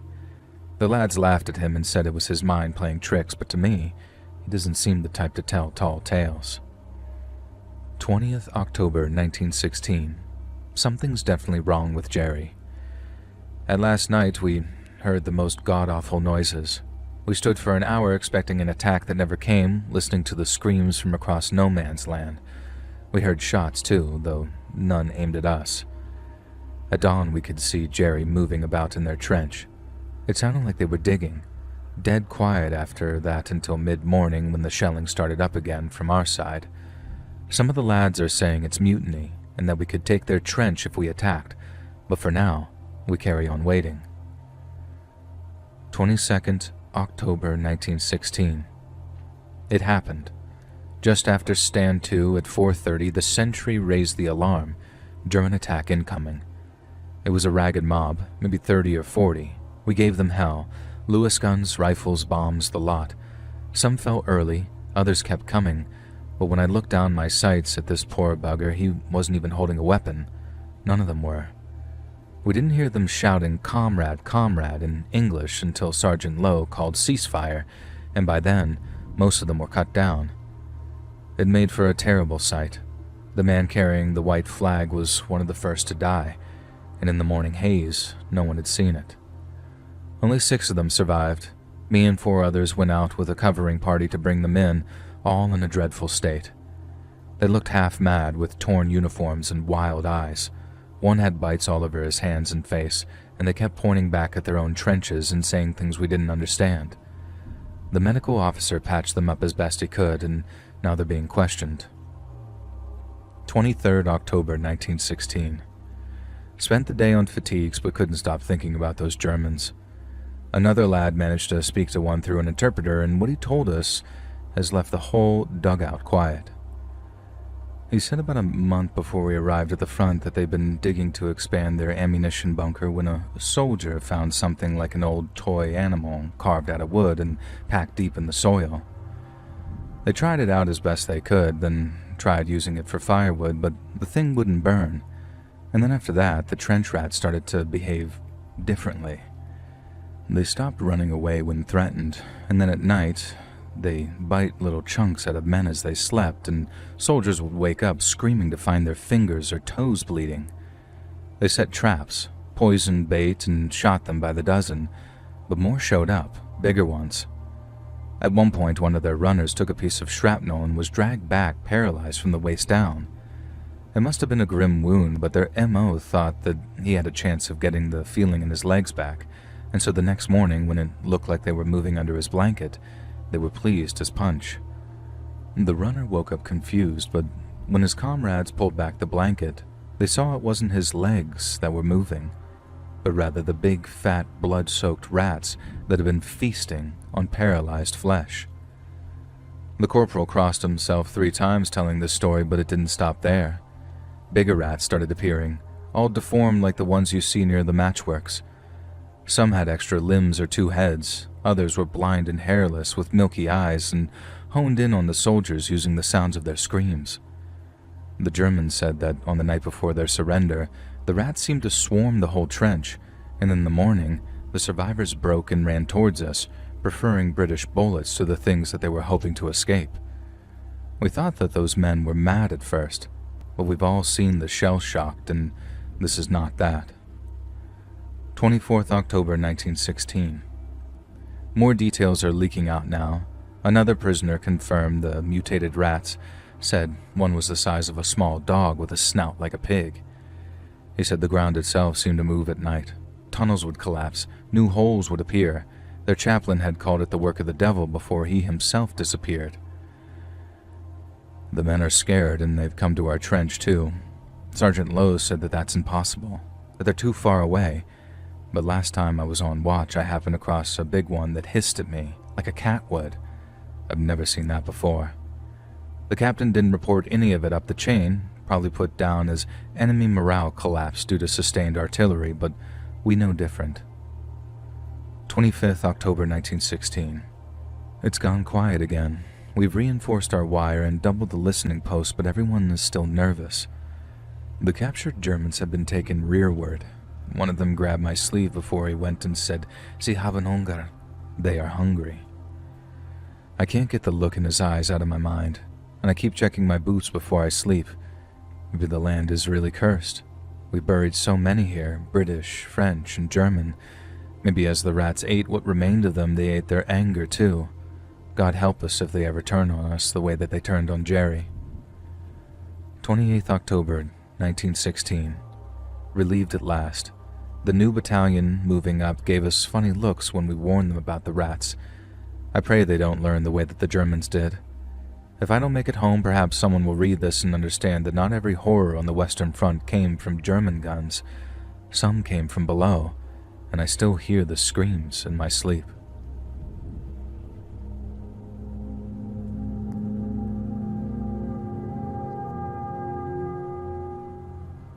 My name's Simon. I'm from the United Kingdom, and I'm a research fellow at Durham University. I've had a fixed-term salaried position for a couple of years now, and I specialize in researching the English Civil War. Basically, the King of England at the time was a man named Charles I. England also had a parliament at this time, but Charles wasn't a fan and cancelled it on 4 separate occasions for varying reasons. Well, the people who supported Parliament got pretty sick of this, and there were a lot of them too, so in August of 1642, a great many of them took up arms against the crown. 3 years in, pro-Parliament rebels set up the New Model Army, the first centrally funded and professionally military force in England. It proved unstoppable, and within just 16 months later, the King of England was a prisoner of war. But things didn't stop there. After a lengthy period of imprisonment and negotiation, the king still refused to make the concessions demanded of him. The rebels therefore refused to release him, which caused those still loyal to the king to begin a sort of counter-revolution. And so, realizing that they had no choice but to put the king to death, to end any hope of returning him to the throne, Charles I was beheaded at the Palace of Whitehall on the 30th of January, 1649. His final words to the gathering of onlookers were reported to be, "I shall go from a corruptible to an incorruptible crown, where no disturbance can be."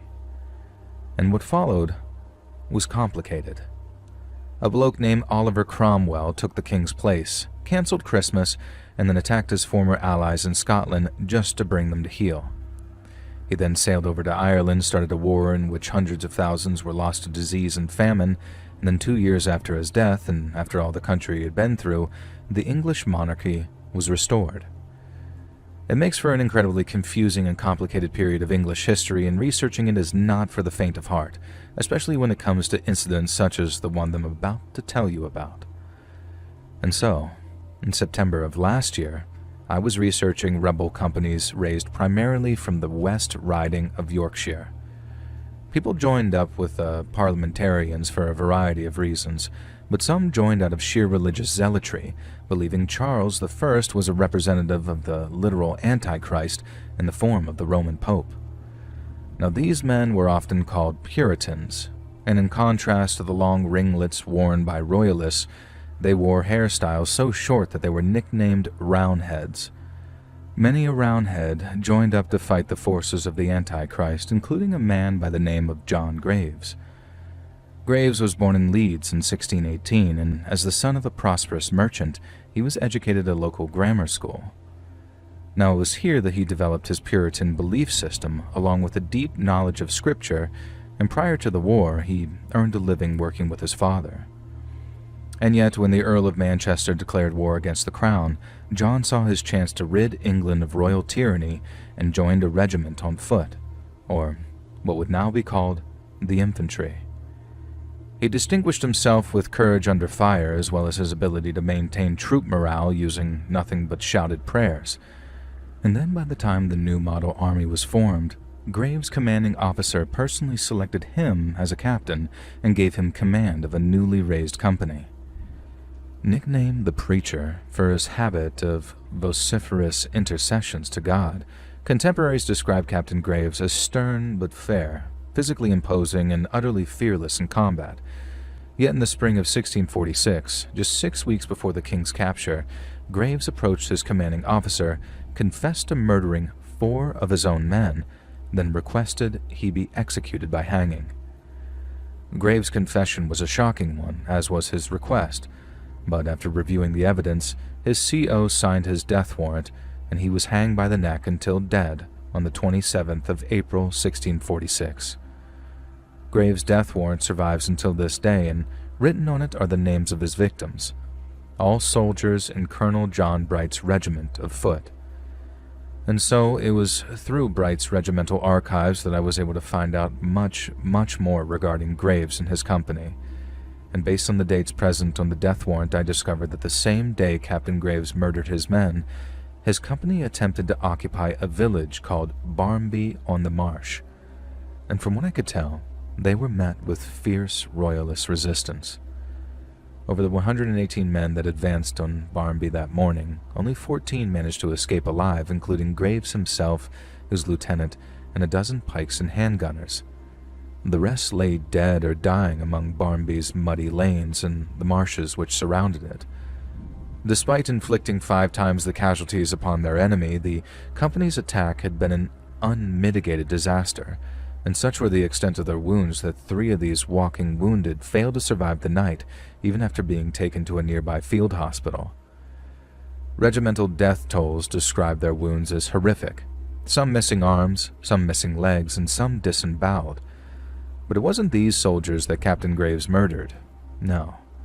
It was 4 others, who, according to hospital records, had promising prognoses resulting from only light injuries. To try and further unravel the mystery of what had happened to Captain Graves's company, I began searching through Royalist archives to find out which unit had been stationed in Barmby at the time of Graves' attack.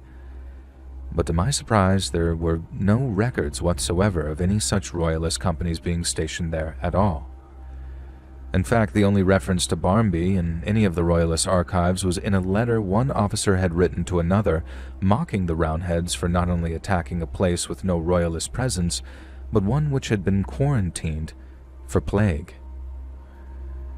And the letter notes with disgust that the Barmby occupants were cruelly put to the sword and its buildings burned to the ground. But while its mention is the only one I could locate within Royalist archives, the letter isn't the only contemporary source which mentions Barmby on the Marsh.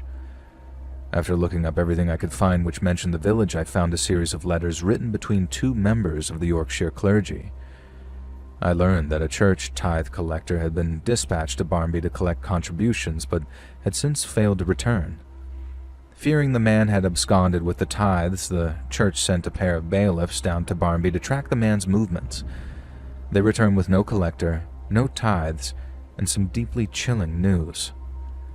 As they approached the village, the 2 men broke from a section of woods and emerged onto an open field which allowed them a full and clear view of the village and its occupants. The fields were empty, but the village's narrow lanes were full of people, hundreds of them, and they appeared to be dancing. Yet, as bizarre as it might sound, the sight was not an altogether unfamiliar one for the 2 men, and allow me to explain why. Between the 14th and 17th centuries, there came to exist a phenomenon known as dancing mania, or as it was sometimes referred to, St. Vitus's dance. This was a bizarre sort of choreomania that took over entire cities in medieval Europe, whereby people in their hundreds and sometimes thousands began dancing wildly and uncontrollably, and in some cases for days at a time. Some of these incidents, like the French city of Strasbourg in 1518, were started by only a handful of revelers, but the condition spread so fast that sometimes within just a day or two, the crowd of dancers swelled from dozens to literally thousands of people, and some of these people danced until they died. They'd collapse from exhaustion, dehydration, or heat stroke, and since their fellow citizens were unable to stop dancing, they were also unable to render aid. Hundreds are reported to have died this way, and the phenomenon caused such a panic that people blamed everything from curses and witchcraft to demonic possession or heavenly punishment. In modern times, these outbreaks of dancing mania are believed to have been caused by mass hysteria, which in turn was triggered by things like war weariness, famine, or even outbreaks of disease such as the Black Death.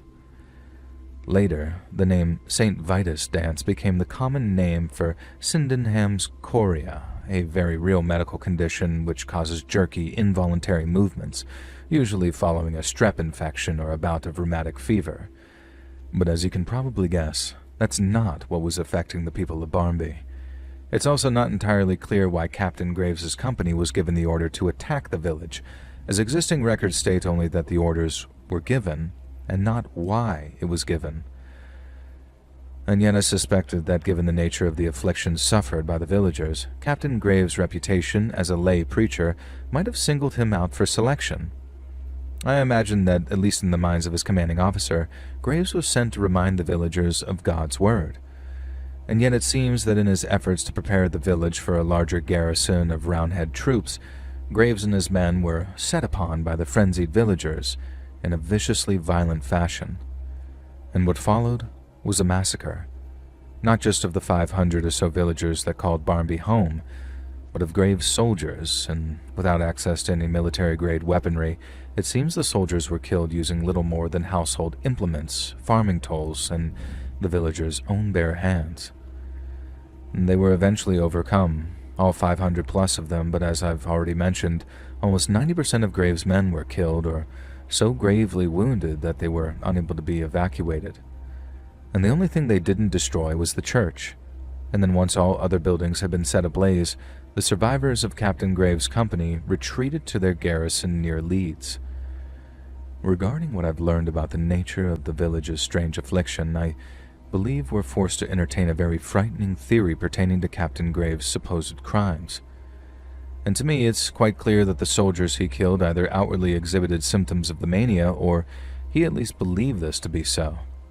There's no record of him mentioning anything of the plague or its symptoms during his confession, but I can think of no other reason why Graves would slaughter 4 of his own men while sparing other much more critically wounded soldiers.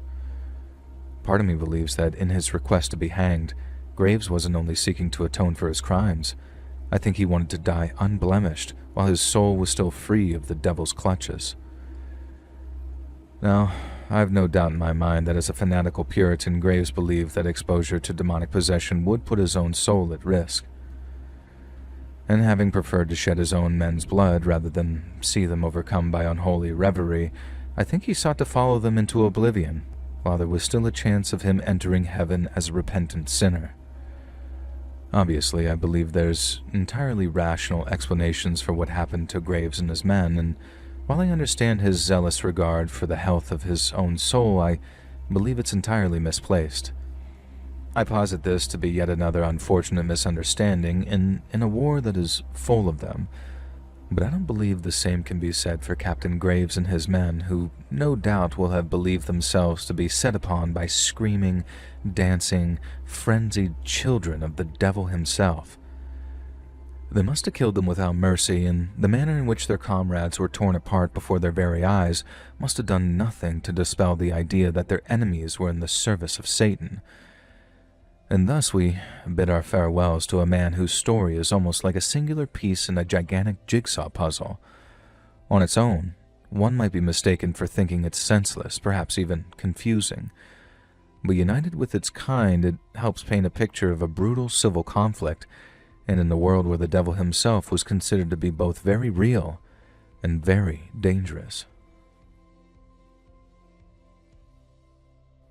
Hey friends, thanks for listening. Click that notification bell to be alerted of all future narrations. I release new videos every Monday and Thursday at 9 p.m. Eastern Time, and there are super fun live streams on Sunday and Wednesday nights. If you get a story, be sure to submit them over at my email, letsreadsubmissions@gmail.com, and you might even hear your story featured on the next video. And if you want to support me even more, grab early access to all future narrations and bonus content over on Patreon, or click that big join button to hear about the extra perks for members of the channel. And check out the Let's Read podcast, where you can hear all of these stories and big compilations located anywhere you listen to podcasts. I also have a true crime channel called Saturn Soul. All links are in the description below. Thanks so much, friends. And remember, sleep in the night soil. In May 1996, 2 young women disappeared into the quiet depths of Virginia's Shenandoah Forest and were later found dead at their secluded campsite, bound and silenced far from any trailhead. What should have been a peaceful hiking trip became a grim mystery whispered among the trees. Hear the full story over on my true crime channel, Saturn Soul, linked down below. Now enjoy the stories.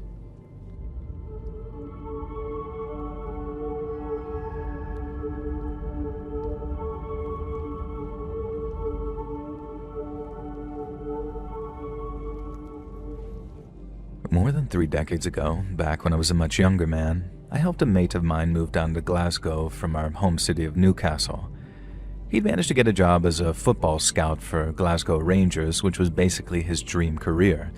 And so while me and all of our mates were sad to see the back of him, we were all really proud of him too. Now, we drove up early in the morning, and then once everything was unloaded, we had some pub grub and a few lagers, shandies for me, and then I started on the drive back to Newcastle.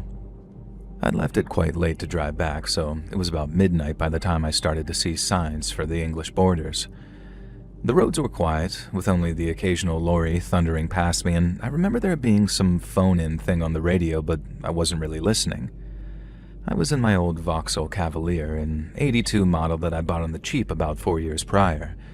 It normally served me well, and it had been running fine all day, but just after passing a place called Jedburgh, the temperature warning light flicked on.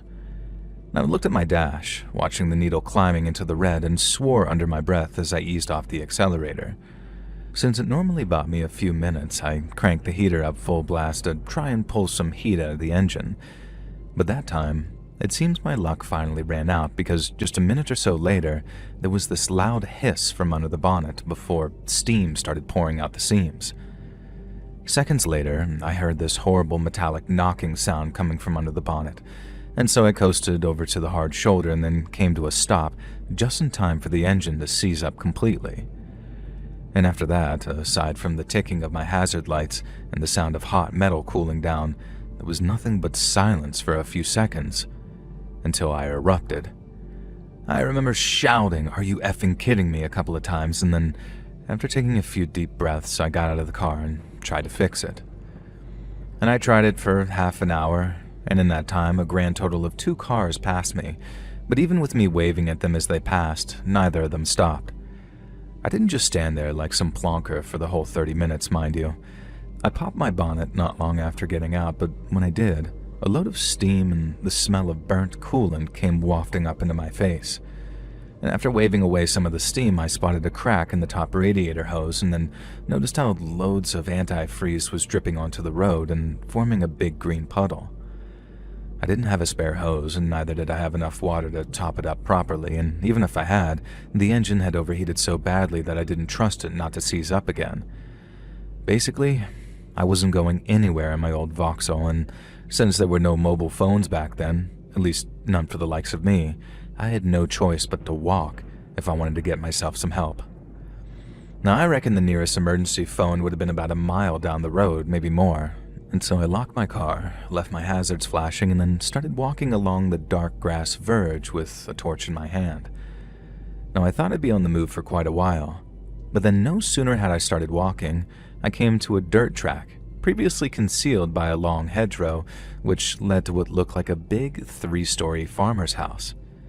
Now, I was so happy that I was literally punching the air, because despite the fact that there were no lights switched on the ground floor, there was what looked to be candlelight in both the front-facing upstairs rooms. I felt bad for calling so late, but since the alternative of walking along the motorway was a much more dangerous one, I reckoned that I didn't have much choice. It was a particularly dark night, small moon and cloud cover, so it was only once I got closer to the house that I saw how run down it was. The ground floor windows were either cracked or newspapered over, and there were cracks in the wood too, along with a lot of peeling paint. And as you can imagine, I started to get really bad vibes from the place. But I try not to judge books by their cover too much, because you tend to be rewarded more times than you're burned for it. And so with that in mind, and granted very foolishly, I decided to knock on the door. I didn't knock too loud or aggressively. I didn't want to frighten anyone. But when my first knock got no answer, I knocked a little bit louder. Again, there was complete silence. No footsteps behind the door, no talking inside, nothing. But then after taking a step back and looking up at the top windows, I saw someone peeking out at me from behind a dirty-looking curtain. And I can't lie, it did scare me a bit seeing a pair of eyes staring back at me through the dim light. But as soon as I reacted, the eyes disappeared and I began to hear voices inside the house. Now, it sounded like a fair number of people, maybe half a dozen, and they were whispering like they were talking among themselves. I heard a little voice in my head saying, "They're awake, knock again." But before I could even dismiss it, I heard the sound of someone laughing inside the house. Not loudly though, more like a muted sort of wheeze as they tried to keep their voice low. The bad vibes that I was getting ramped up to 11, so instead of risking a confrontation with whoever was either living or more likely squatting there, I decided to make a move. I turned around and walked back up the dirt path as fast as I could, looking over my shoulder every so often to make sure that no one was following me. Now, I was quite certain whoever was inside was watching me from those windows, but as long as they didn't follow me, then I didn't mind what they did. I'd almost gotten to the end of the path to where those two wooden gateposts held no gate when I started smelling something strong on the breeze, something that smelled like burning. And then when I turned the corner and could see out onto the road again, I felt this almost involuntary scream jump out of my mouth as I realized what the smell was. It was my car. My car was on fire. Now, I suppose I acted on complete instinct in running over to it because there was absolutely bugger all I could do about putting out that fire. All I could do was just stand there, effing and blinding and looking around for whoever might have done it. But as you can probably guess, there was no one, and the whole area looked deserted. And I knew for a fact that it wasn't. When I realized just how much of a bad situation I truly was in, I started jogging along the road until I got back on the motorway. Now, it was only a 4-lane carriageway, so I could walk along the verge without being in too much danger, but no matter how much danger passing cars posed to me, it still seemed safer than hanging around my burning car in that creepy house. Now, I think probably about a half an hour must have passed with only the odd car going past me, and in that time, I didn't try to get anyone's attention just in case it was the people from the home. I mean, the joke was on them in a sense because that poor cavalier was definitely on her way out, but on the off chance they wanted to do more than just burn my car, I had to be very careful about who I revealed myself to. Now, I was bloody nervous for that first half an hour, but after that, I started to calm down a wee bit. I hadn't seen any cars or anything parked outside the house, and if they really did want to chase me down for whatever reason, I reckoned that I'd have encountered them already. So once I'd calmed down a bit, and after maybe 2 or 3 more cars passed me with me sticking to the trees on the verge, I made my way to the edge of the road and then stuck my thumb out at what looked like a Land Rover of some kind coming my way. Now, it slowed down as the driver saw me, but then instead of switching on the light above the wheel, someone in the passenger seat started shining a torch in my face after lowering their window. And right away, I knew that wasn't promising behavior when I realized whoever was in the car didn't want to be seen, and I turned and started walking away. Now, a second later, I heard a very promising, "Need a lift, pal?" Now, one that was just friendly enough to slow me down and make me think that I might have been overreacting. But then the second I slowed, I turned back to face the car, and the passenger doors opened up and I heard someone shout, "Get him!" Now, I remember running right at the trees at the side of the road. Not along the road where the car would have been able to cut me off, but at and then through the trees and bushes at the side of the road. I remember closing my eyes as I felt things scratching against my face, and then when I opened them, I found that I'd come to a fence on the other side. I hopped over it with speed and power that I didn't even know I had in me.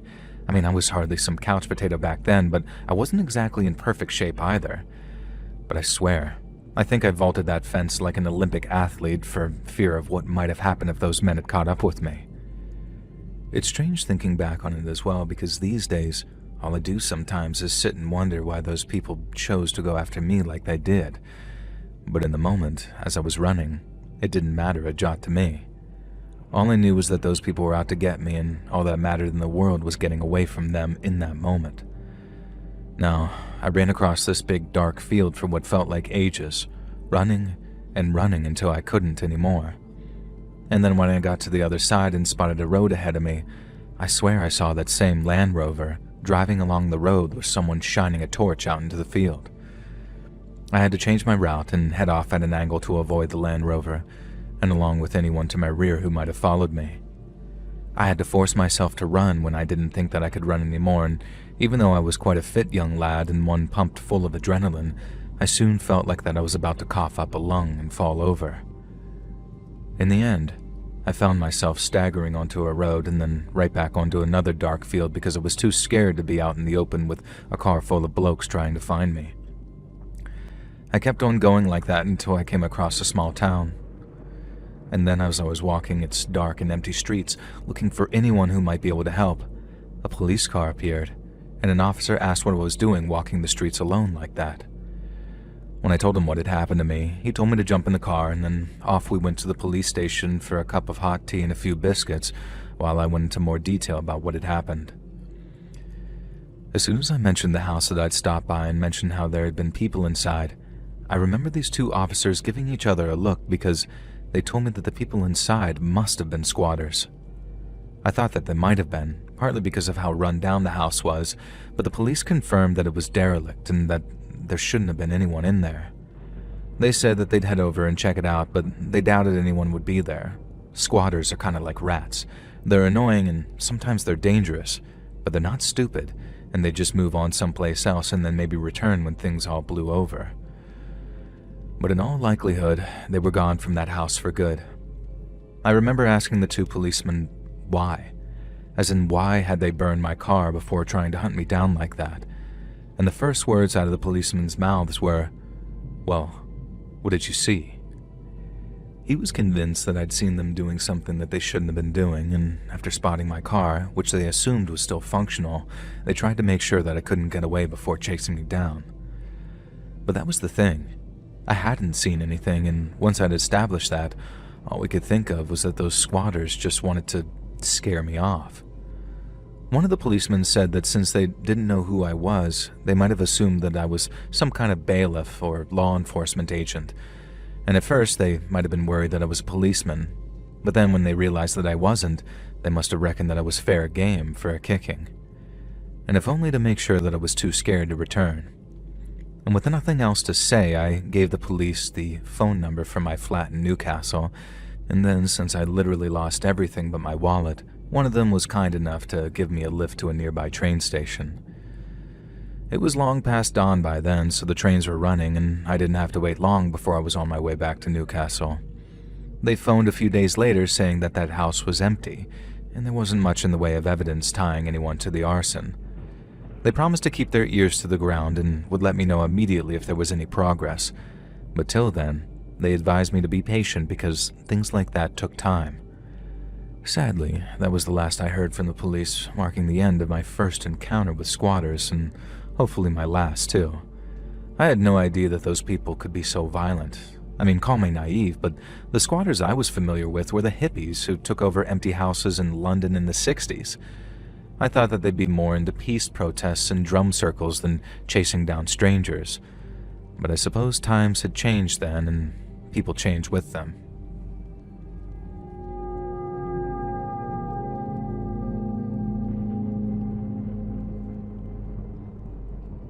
Almost 10 years ago now, way back in September of 2016, I drove all the way from LA to Phoenix to visit an old high school friend. Now, I was 31 and female, but still Hispanic and still small, and I drove out on a Friday and we spent all day Saturday together. And then, even though I planned to drive back home in the mid-afternoon on Sunday, I didn't end up leaving until about 9 p.m. at night. Now I know, I should have left earlier, and I know what I'm about to tell you is basically my own damned fault for not sticking to my plan. But even so, there are still nights sometimes, even all this time later, when I find myself waking up from nightmares with a cold sweat forming on my chest, having relived it all over again in my sleep. It was just after midnight when I rolled into Riverside County after passing over the Arizona state line. Now, a few people were still up in that area, so it wasn't completely dead, but after I passed the airport and the Mesa Verde complex, the 10 got super quiet again, and it seemed like there was no one but me out there for miles and miles. I was just trying to keep myself awake with some music and by blasting some cold air when suddenly, I noticed a pair of headlights in my rear view. Someone was coming up on me, and really fast too, and seeing how fast they were going, I honestly figured it was the police. I didn't panic or anything, I wasn't doing anything wrong, and I didn't have anything in the car that I shouldn't have, and so I just sat tight, kept my speed, and let them get closer and closer. When they got so close their headlights were blinding me if I looked up into the rear view, I figured they'd pass and keep going. But they stayed put, right behind me in the same lane, and didn't budge for at least a couple of minutes. I'm trying to figure out if these guys really are cops, because it looked like they were driving in one of those big sliding door vans. Only this one was all blacked out, like even the windows looked like they were tinted. Now, there was nothing on it to say that they were police and no lights on the top either, so I started getting really nervous thinking, what the hell do these guys want with me? Like I said, they stayed behind me like that for a couple of minutes, and then by the time they dropped back a little, they sped up to try and pass me, and I was actually super relieved. Now, I thought because they weren't trying to follow anymore, I was out of danger, when in reality, I was in more danger than I could have ever even imagined. I just let them pass, because what the heck was I going to do? But then instead of passing me and speeding off, the black van pulled back into the same lane as me and then started cruising maybe 10 to 15 minutes in front like it was trying to block me. I thought, oh, big deal, right? Like I could just slow down and lose them. But I didn't think that I'd need to, so I didn't. I stayed right where I was, slowing only a little to just a safe distance between us, and then kept on cruising just like the van was. Oh, I had no idea what they were up to, and I think maybe curiosity really did almost kill the cat here, because when the van's rear doors swung open and I saw a man in leathers with some kind of bandana wrapped around his face, I kind of just froze up. I couldn't think of a single good reason why he'd want to open the back doors like that, and for a second I thought that he might be planning on jumping out for some reason. I don't know what I was thinking. All I did was lean on the brake a little and put just a little more feet between myself and that van. I just had no idea that I'd moved right where he wanted me. I dropped back a little more, still wondering what the hell these guys were doing and why they didn't have any plates on the back of their van. I then watched as the man with the bandana around his mouth began to smile at me. I obviously couldn't see his mouth, but I could see it in his eyes. That or the dust was getting to him, because it's like he squinted before turning his back on me and carefully leaning down to grab something. Now, I might sound crazy or dumb to y'all who are reading this back in almost slow-mo, and maybe I was just too tired and slow or naive as heck, but I could not conceive of what he was about to do next, no matter how obvious it seems looking back on it. And so I just watched as the guy hauled something up into his arms, turned around, and then tossed it out onto the freeway in front of him. I saw what it was way too late, and I guess that moment of panic really did slow me down, but I had just enough in me to turn the wheel at just the right moment, so that when that old engine block came bouncing up off the blacktop, it smashed into my windshield on the passenger side and not into me. And once it hit, instinct told me to slam on the brakes, and so that's what I did, bringing my car to a spinning, screeching stop. Before I realized that I was covered in glass and there was basically a giant gaping hole where my windshield used to be. I just remember sitting there and shaking after I turned off my engine, and then I got out, walked to the side of the highway with my phone and dialed 911. And it wasn't until I described exactly what had happened as calmly as I could that I suddenly just broke down when the operator told me to stay on the line while she transferred me to someone.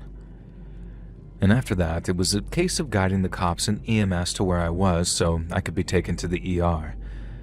Aside from a few cuts and some mild whiplash, I was pretty much good to go, but I was reminded of just how lucky I'd been by that doctor. The cops had said the same thing, and that's why I say reminded, but at the time it didn't all the way feel lucky, and it wouldn't for quite some time. I knew I was lucky to be alive, and it wasn't like I was completely blind to how lucky I'd been in that respect. But all I could think about in the months afterwards was, why me? Like, why did they pick me of all the people they could have picked to throw a damn engine at? Like, I know they were trying to kill me. I just want to know what it was about me that made them think, yeah, this is the one. Let's turn her into hamburger meat. The cops didn't find that van or the people inside it, and I don't mean any disrespect to the boys in blue when I say this, but I didn't have much faith that they would. It was a black van, no plates, traveling in the middle of the damn night in the middle of the damn desert, and it might as well have been a ghost. And that fits too, because you know something? It sure as heck haunts me like one.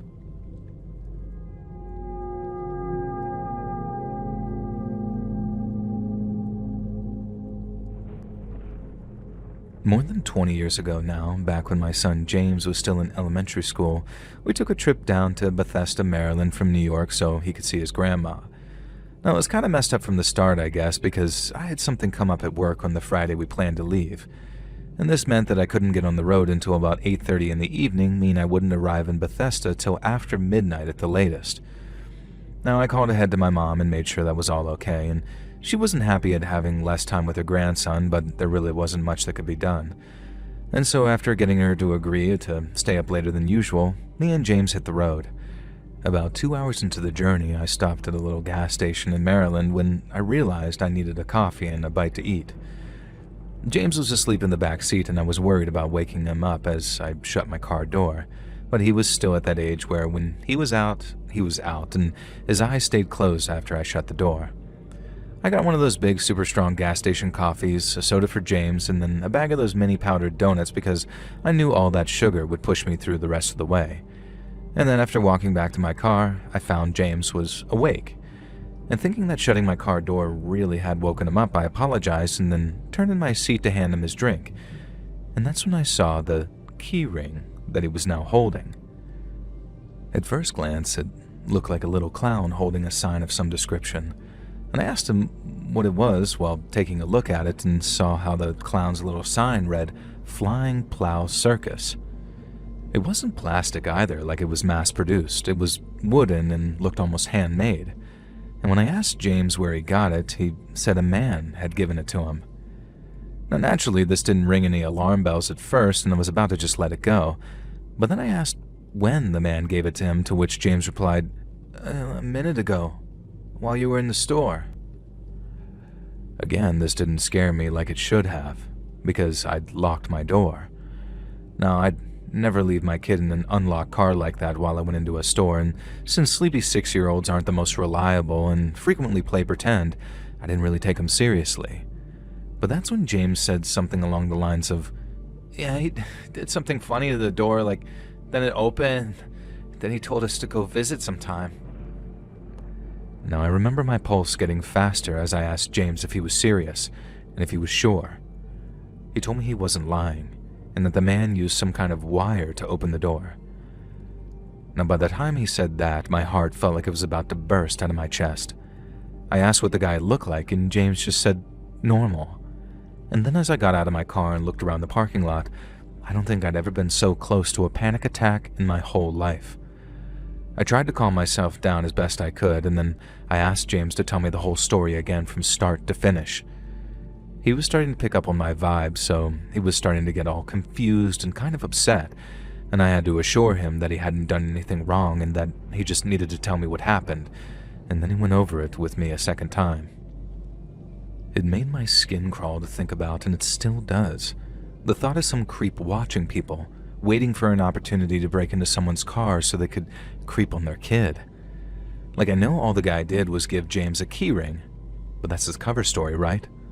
All he's doing is giving the kid a keyring till the parents take too long coming back, and then it's diddling or abduction time.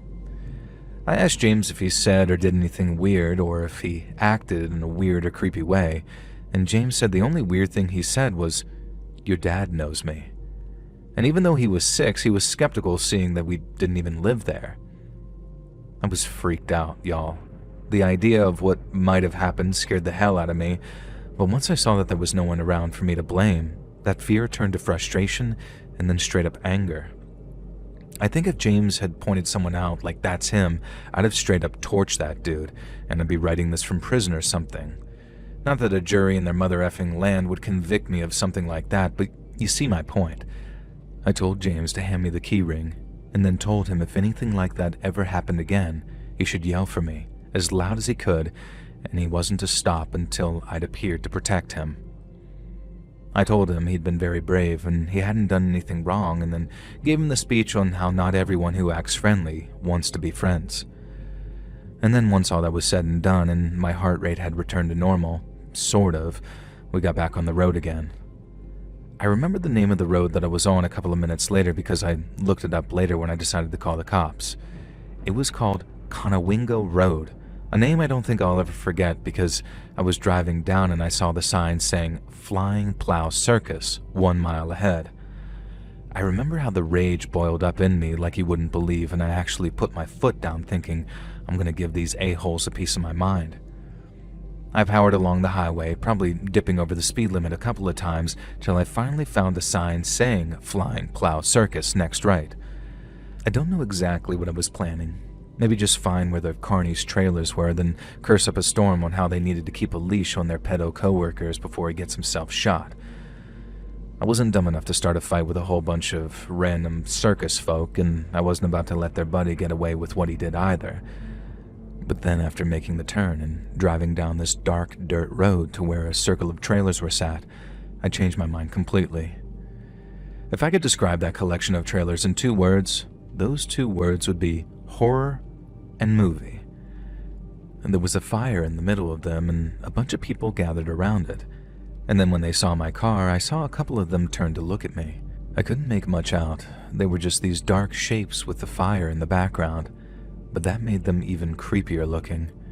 I realized that it might not be a case of one rogue carny, and for all I know, the whole gang might have sent that one guy out looking for a kid to snatch and bring back to them.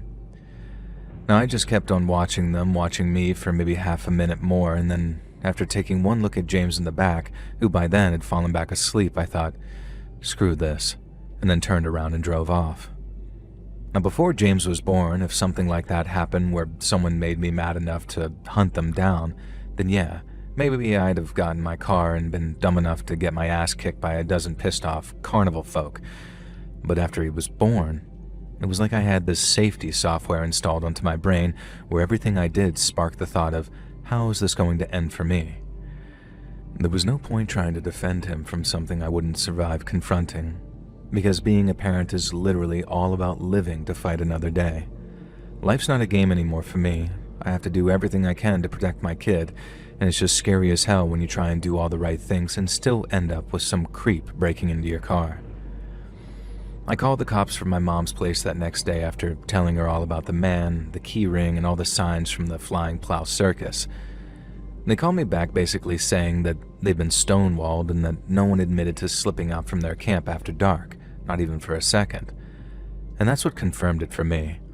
If they were just a bunch of innocent, good-natured carnies just making their way in the world, then I doubt that they'd have stonewalled a pair of cops who came around asking about a kitty creeper.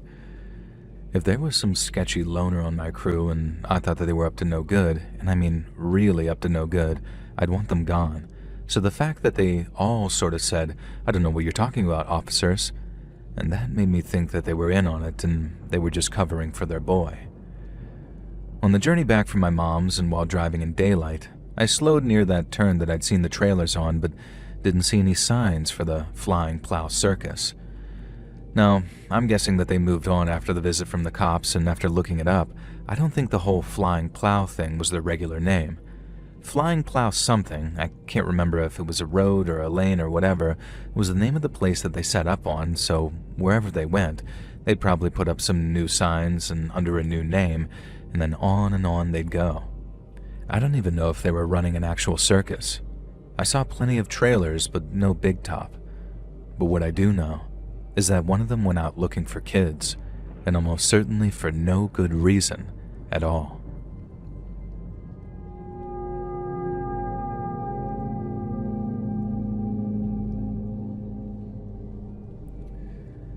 My name's Hank. I'm a proud Texan, and I work as a bus driver taking folks all over this great state of ours. Most of those journeys take place during the day, but sometimes I like to earn a little extra pay by taking the overnight journeys, or what you might call the red eyes. I fire up that big old rig around dusk, load her up with the sleepy travelers heading either home or away, and then take off along those long, lonely highways that stretch from Houston to El Paso and every place in between.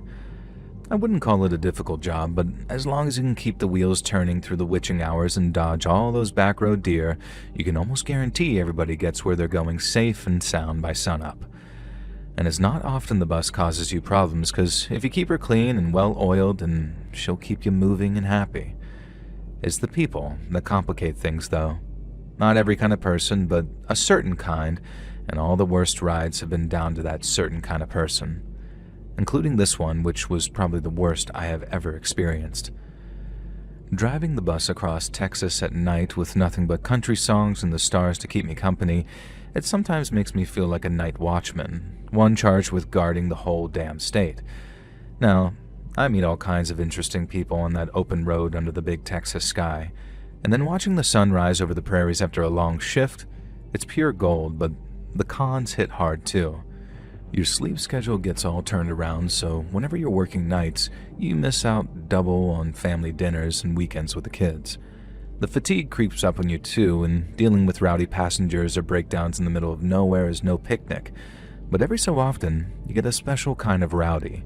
The kind that's not just drunk and loud or complaining about fellow passengers' body odor. The kind that's dangerous. Real dangerous. Back during the fall of 2007, I was on a run from Dallas to Austin, driving through the pitch black with nothing but tumbleweeds and truck stops for miles. I had this fella riding with me about 6 rows back, one that had been staring out the window and kind of muttering to himself, at least according to a fellow passenger anyway. I couldn't hear him at first, so it must have been nothing but a few grumbles and not enough to cause a scene. But then after maybe an hour on the road, I started hearing him as he started to raise his voice. I looked up into my mirror to see folks shifting uncomfortably in their seats, but nobody said a word. That happens more often than not. People learn to tune out the oddballs on long bus rides like that, but the guy didn't get any quieter. He only got louder, and as he did, the tension in the air got thicker and thicker. My guy twisted something fierce knowing trouble was simmering, and I just prayed that it'd blow over, sort of like a false alarm, but it didn't. When it came, the guy went off like a firecracker on the 4th of July, almost like his fuse was sizzling away for a while, and then bang, off he went, and there was no stopping him. I heard someone say something to him, I guess a sort of shut up or something to that effect, and the guy replied with a full-throated roar, and then went at that challenger like a freaking skunk pig. I looked back for just a second to see him leaning across the center aisle, lunging at the person I assumed did the back-talking.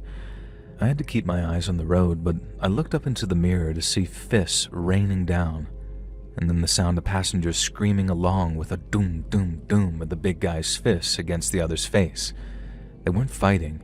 It was like a beating. The kind that, if it wasn't stopped, was going to end in a casket and a family dressed in black. The bus exploded into chaos as the beating continued, with some people running for cover toward the rear and others charging the attacker to try and end the assault. And when he realized what was going on, the attacker sort of wheeled around and started swinging on the folks trying to stop him.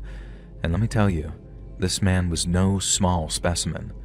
From what I could tell, he made short work of the people trying to stop him, and I think he straight up knocked a guy out too, because something freed him up to go back to wailing on the first guy he attacked, who by then was out cold and leaking blood from his nose and mouth.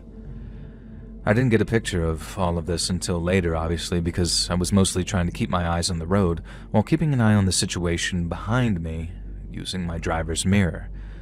But then as soon as I realized the violence wasn't about to stop anytime soon, I started slowing us down so I could pull us over and get as many people as possible off that bus. I didn't hit the brakes in a sort of screaming tires kind of way. You can't do that on the bus with people standing unless you want them falling head first. And while I didn't mind if our psycho attacker banged his head on an armrest, I had to consider the other passengers too.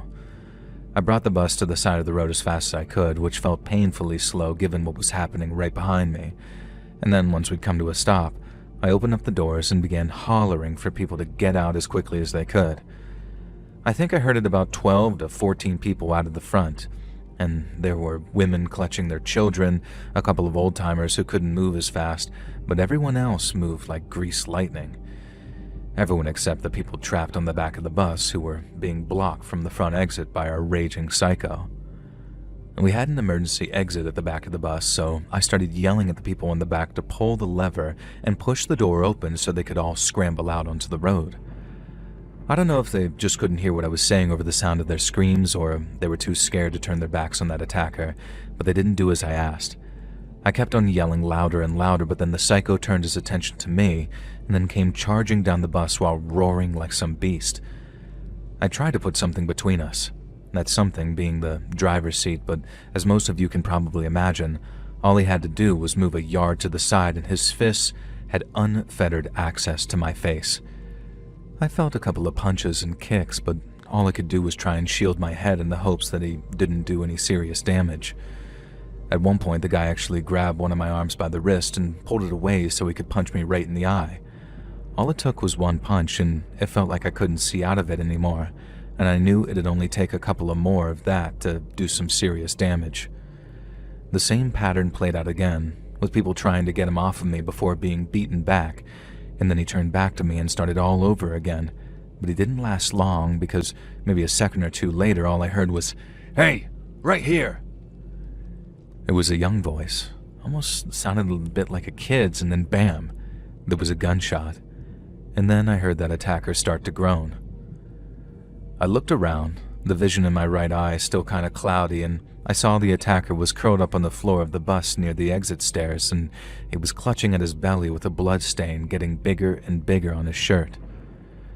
Standing over him was this black kid with a gun, and I say kid as he must have been in his late teens, probably early 20s, but there he was, standing over the guy with a smoking pistol, telling him if he tried to get up, he'd blow his head off. With the attacker put down, and with all the fight having left him, the other passengers were able to get off the bus. People were treating the kid with the gun like he was some hero, but all he seemed interested in was getting out of there. I told him to hold his horses because the cops wouldn't arrest a man for defending people like he did, but he turned to me and, with a sort of scared look in his eye, he says, "It ain't legal. It ain't legal, man. I gotta go now." And then off he went. Lord knows where, and that's honestly the last I saw of him. With folks huddled outside in the cold, yes, Texas nights can get cold, I called in what had just happened on my cell and then waited with the rest while they either cried, hugged each other, or just stared into space like I did, wondering how the heck things all went so bad so fast. And not long after, we all saw lights flashing red and blue across the flatlands, and then as they got closer, they were joined by sirens. State troopers rolled up first. Their guns were drawn so they could secure the scene, and then they gave him the lowdown on that berserker. I mentioned the shooter too, and I know I should have been honest with him, and I might have been a little selective over what I remembered because God knows I didn't want that kid's good deed treated like a bad one. Once the cops had the scene secured, the EMTs came right behind them. They hauled off that unconscious fellow with his face all busted up and then stretchered off that young woman too, the one the attacker had given a few hard licks. And they even checked the attacker too, who was still alive but in a lot of pain, and then with him handcuffed to a stretcher, they took him away with a cop sitting in the back of the ambulance with him. The cops questioned everybody, taking statements while I stood there feeling like I'd aged a decade in about an hour. And the company I worked for got a replacement bus out to us as quickly as they could, and then once the dust settled and the authorities cleared us to go, we were back on the road again. We were minus a couple of passengers because some had chosen to wait for kin or friends so they could ride with them instead, but we were also plus one because I got to sit back and enjoy the ride with the new driver at the wheel. The atmosphere on the bus now was pretty dark, with folks whispering to each other about what had just happened. But I preferred the talk because, when it came, the silence was honestly heavier than a lead blanket. I still think about that kid sometimes, the one who shot our attacker before he could do any serious damage to me. I guess if you told me about a guy like that walking around with an illegal gun, I'd have assumed that he was the bad guy. And I guess he sort of was one of the bad guys if he was a felon or what have you.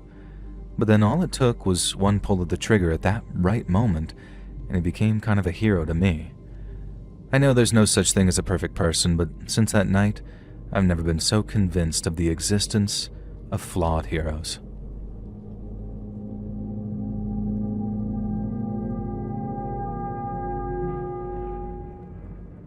So I used to drive taxis in Liverpool back in the 80s. Now, it was great money for what it was, and so even though I only planned on doing it long enough to find a replacement for the job I'd lost, I ended up driving for almost 3 years before I finally gave up. A big appeal was that I could work when I wanted. If I had something that needed doing in the daytime, be it something with the kids' school or whatever, I could just take a few hours off, take care of business, and then head out on the jobs again at night to make up the hours. And there was no doing that in a factory or down on the docks, not without getting your pay docked anyway. But it wasn't all sunshine and roses, and I remember one particular job where for a minute or two, it didn't look like I was going to make it home to my family that night. It started when a job came through just after 10 p.m., asking me to take someone from Agbirth Vale to Anfield. I got the address, drove over, and then parked up outside a small 2 up, 2 down on a dark and quiet street. I didn't want to beat my horn, which was the usual method of letting a customer know that we were outside, so I gave dispatch a buzz on my radio and asked them to call the customer back to let them know that I was waiting. Dispatch said no one picked up the phone, but then maybe a second or two later, I saw someone walking out of a house and towards my car. Now, as I said, it was dark, so even though I saw the shape of them moving towards the back passenger door, I didn't get a good look at them until they were sitting behind me, and when I did, I almost pissed my kecks. He was wearing a balaclava, and after he shut the door, he sank down low in the seat to make it harder for him to be seen from the outside. Now, he had what looked like a jerry can of petrol in one gloved hand, and then with the other, he pulled out what looked like an old detective gun from his jacket, like a proper six-shooter, and pointed it directly at me. He said if I tried to run, I'd be shot. In fact, if I did anything that even remotely upset him, I was a dead man. Now, my only job was to do what he said, and when he said it, and if I did, I'd go home alive that night. And so, seeing as I didn't have much of a choice, I drove where he told me to go. We ended up parked up across from a pub not far from the Rialto on Upper Parliament Street, I remember, and the lad in the back told me to turn off the engine and then spent the next 15 minutes or so checking his watch and peering up over the solid part of the door to watch the pub through the window. He kept on checking his watch, and I kept getting the urge to try and talk him out of whatever he was about to do. But every time the words were about to come out, something stopped them. I stayed quiet, and then noticed that when the clock on my dash hit 11 p.m., the lad in the back started getting even twitchier. When I noticed people coming out of the pub, obviously around kick-out time, the lad told me to start the engine. He was watching the pub doors like a hawk, and then suddenly, he started rolling down the window all frantically before he pointed the gun out the window, shouted something I couldn't make out, and pulled the trigger. One of the fellas who just walked out of the pub hit the concrete like a wet sack of spuds. Someone screamed, and then the guy in the back seat let out a scream of his own as he told me to drive. I obviously had to stay under the speed limit where possible, but it was tough with a gun pressed in the back of my head every so often, with its owner telling me that if I stopped for the police or took us down any dead ends, I'd be getting one to the back of the dome. The lad directed me to drive all the way out towards Speke to some of the derelict land near where the airport is today. He told me to get out of the car and then started emptying that can of petrol all over the seats after joining me outside. And that was the closest I had got to trying to do something when I realized that I was about to lose my car. I know that probably sounds horrible, seeing as I didn't do anything about him shooting that fella outside the pub, but I wasn't really in any position to do anything back then, whereas watching him pour that gasoline with his back to me, I knew that there was a very slim chance that I'd be able to get the drop on him. But if I didn't, I was a dead man. And so I basically talked myself out of it in my head and then watched as he set my car on fire and then ran off into the darkness. I just remember feeling numb. Less than an hour before, I hadn't even received the job yet, and then just a short while after parking outside that house to pick them up, my life had been changed forever. We obviously didn't have any phones back then, so I couldn't just call the police with a mobile like I would now. I had to walk all the way to a payphone, which took quite a while before I could contact the police, and only then could I give them any details. All I wanted to do was go home, get in the bath, and crack open one of the beers that I had waiting for me in the fridge. But the police wanted me to wait where I was so I could guide them to where my car had been dumped. It honestly didn't take all that long, and I'm grateful the police got out to me so fast, but the last thing in the world I wanted to do was go back to where my car was still smoldering and repeat my story for a second time. But I had to, because the most important thing was making it really bloody clear that my part in the murder was an unwilling one, and I did that by giving them as much info as possible on the man that had done the shooting. But when they asked if I'd be willing to appear in a court at a later date, I told them no. Call me a coward, but to me, you'd have to be mental to testify against some gangster in this city. Maybe if I was in London or New York or somewhere like that, but not Liverpool, because everyone knows everyone round here. And they said that I might get asked again if murder detectives were put on the case and they found someone they wanted to charge. But the fact that I never got that call is the only proof that I need that they didn't catch anyone. I used to have nightmares about it too, proper horrible ones as well. But nowadays I just have these dreams, Not quite nightmares, but still clear enough for me to remember when I wake up in the morning. And sometimes in those dreams I do what I wanted to do in the moment and beg the killer to reconsider. But no matter what I say and no matter how I say it, he never, ever listens.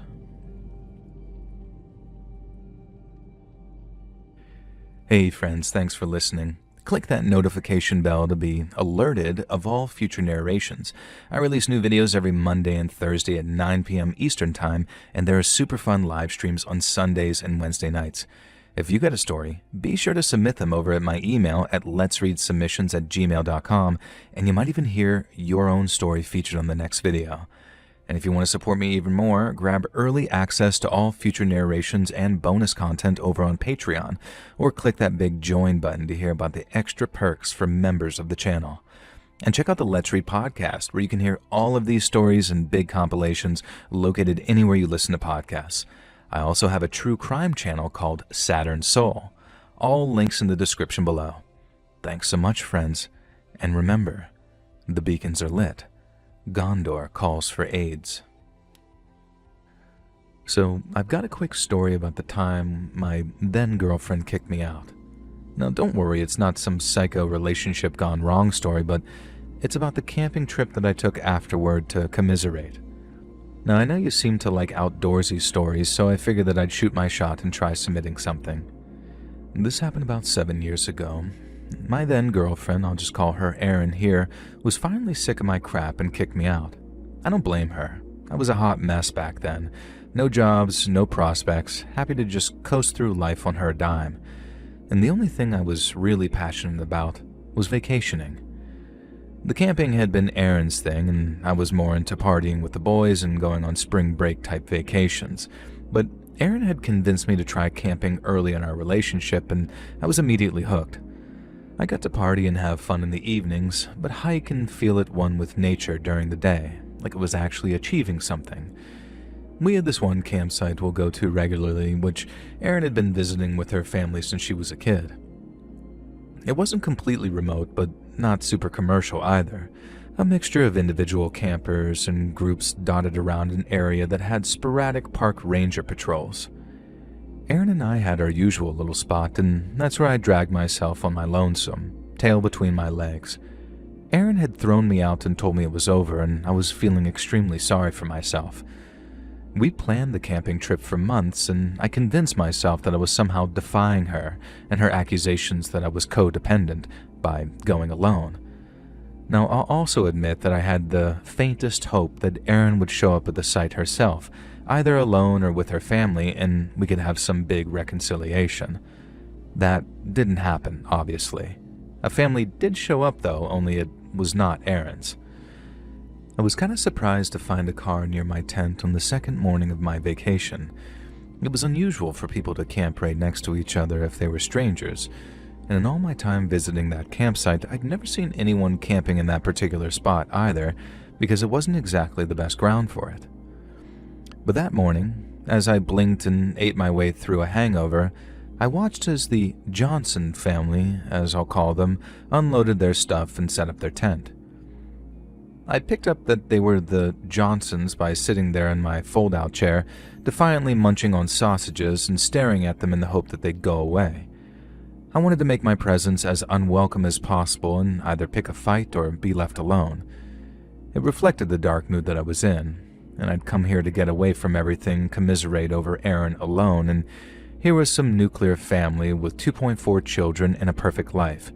It felt like a kick in the face from the universe. I continued to watch them later in the day, looking over the top of the book that I was reading, and it soon became clear that they were far from the perfect family.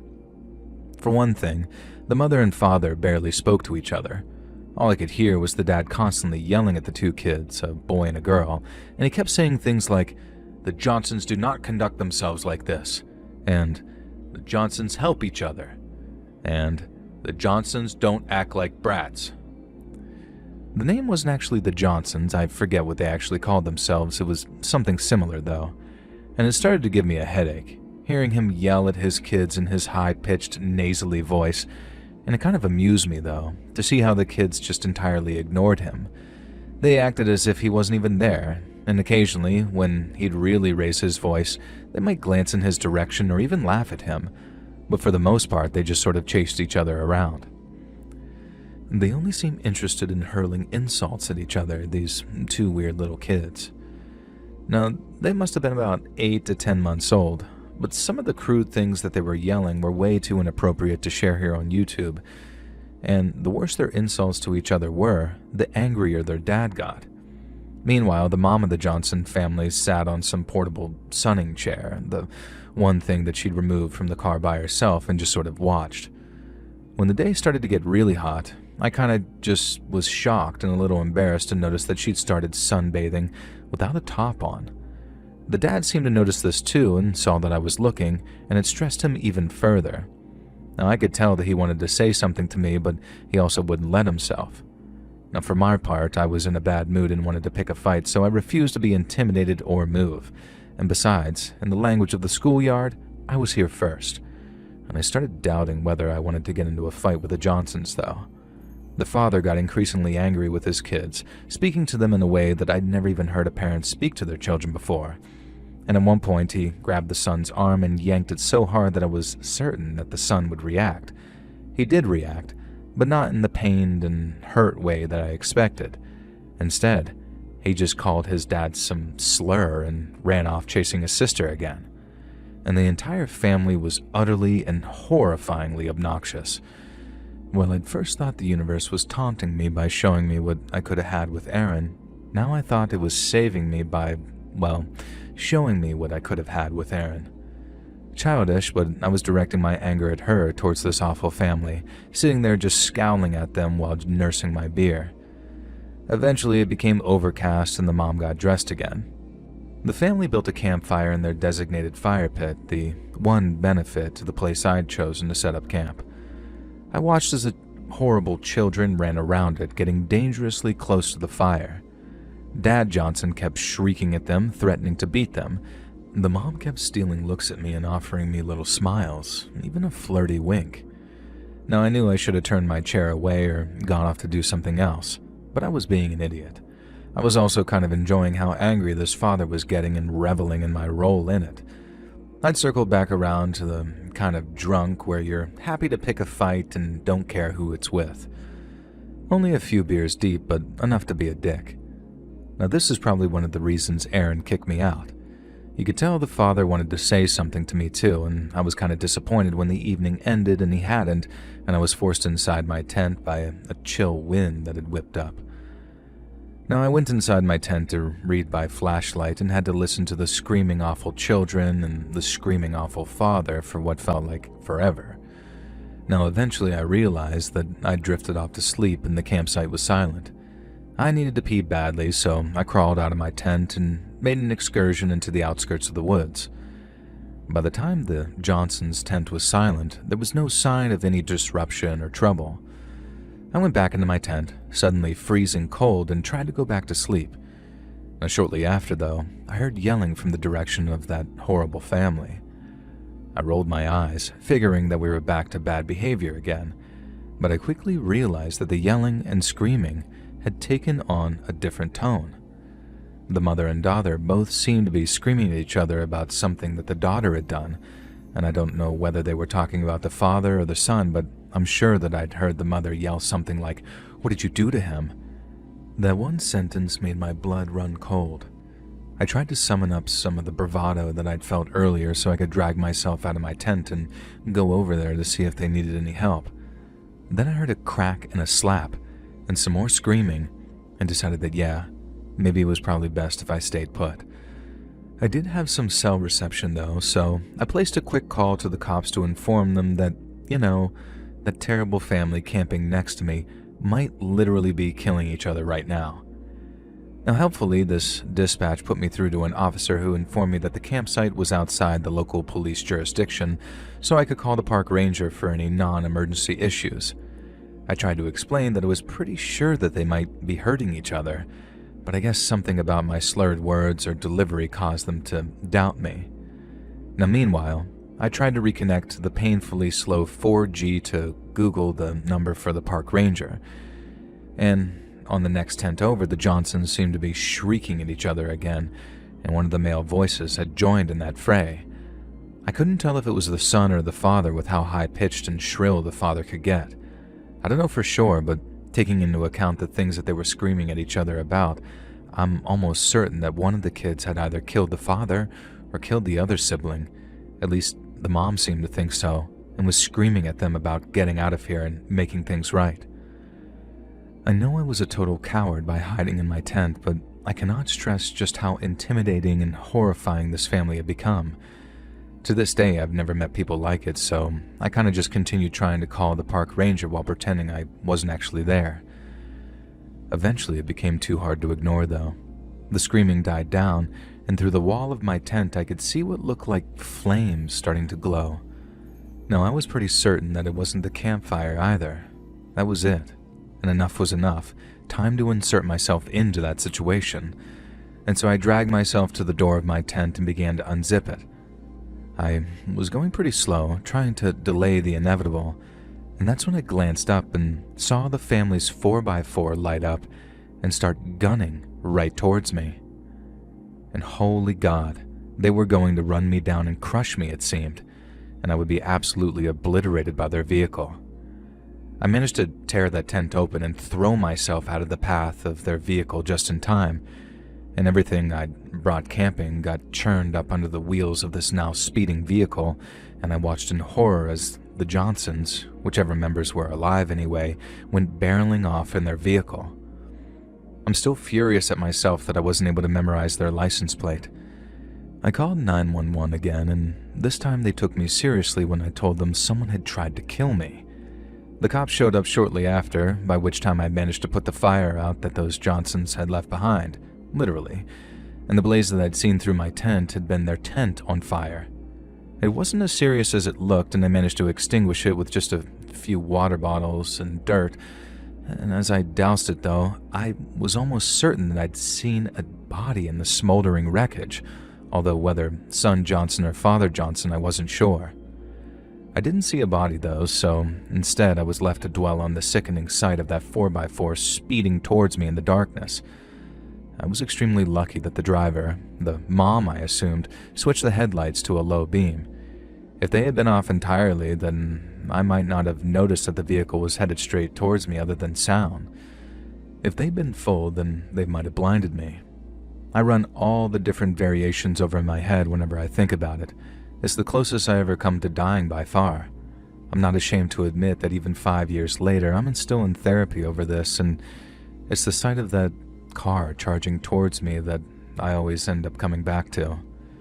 The rest of the story really isn't that interesting. I gave my story to the cops. They promised to keep me informed, and they never did.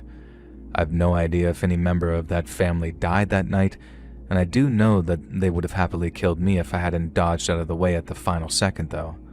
I don't know if they were aiming for me or simply forgot that I was there. I just hope it was the latter, but I think it was the former. Either way, screw you to the Johnsons. I hope that your horrible family was caught for whatever crimes you committed and you never had a chance to hurt anyone. I hope those kids managed to get the care that they needed, and the one silver lining was that my encounter with those Johnsons made me feel grateful that I was single, and I kind of stopped dwelling on Aaron very quickly after something like that. I'm still single to this day, and if married life is anything like it was for the Johnsons, then I'm happy to stay away.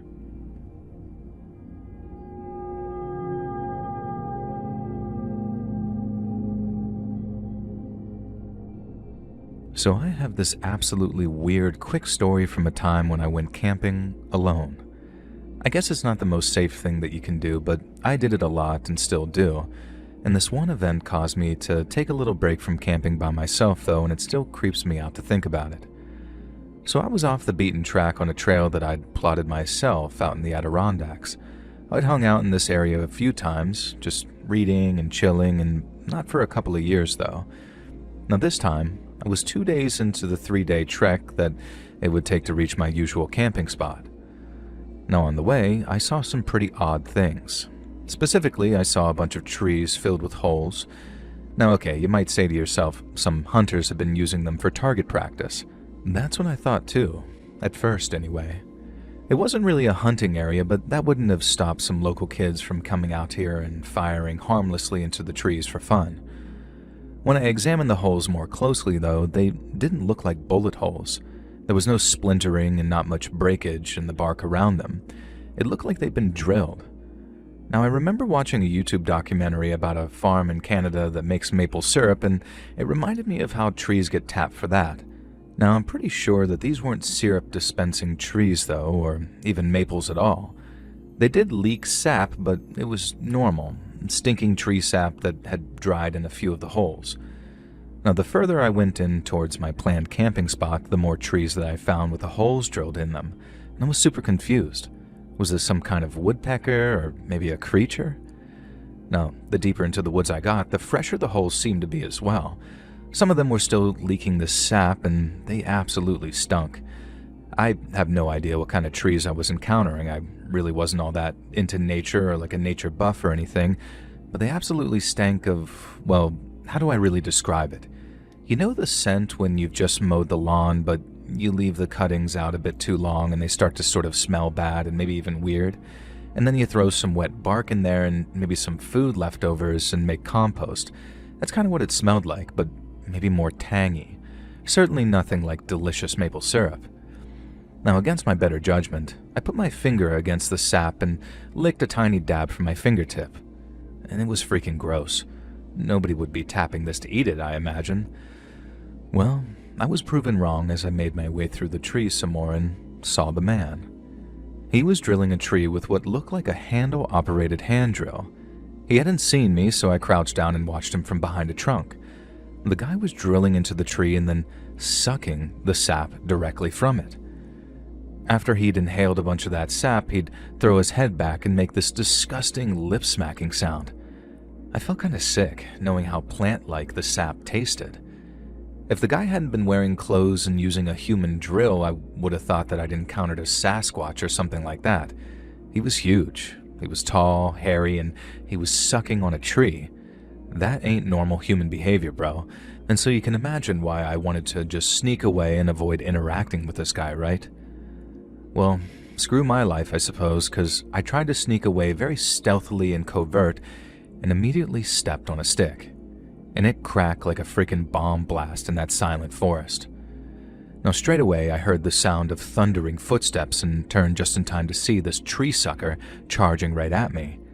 And he seemed absolutely furious that I'd been watching him drill and suck on trees. And yeah, it sounds funny to describe it, but trust me, it was not funny to have some huge angry man charging you down in the middle of nowhere. He was waving that drill over his head too, and all I could focus on was the handle spinning around. Thankfully, I snapped out of that daze real quick and managed to start running. The guy was intimidating and scary, but he was huge and slow, and I was young and fit. After a few hours of heart-pounding pursuit, I was confident that I'd lost him. I'd also managed to run off onto a different route and could no longer see any drilled trees, so I felt more secure knowing that I was in an area that guy obviously wasn't familiar with. I managed to reach my car and civilization by pushing myself pretty far. I took a couple of naps in some ditches, not wanting to set up my tent or do anything that could slow me down. It was a miserable and scary experience. And later, when I was close to the car, I found more trees with holes drilled into them, and that put me on the defensive again, but thankfully that sapsucker didn't show up again. I made it back to the car and hightailed it out of there, and I have not been back to that area since, which I think is quite understandable. Now, I don't know what the huge tree-sucking forest guy would have done if he caught me, and I certainly don't want to go back there and give him the chance to catch me again and find out exactly why he was even doing what he was doing.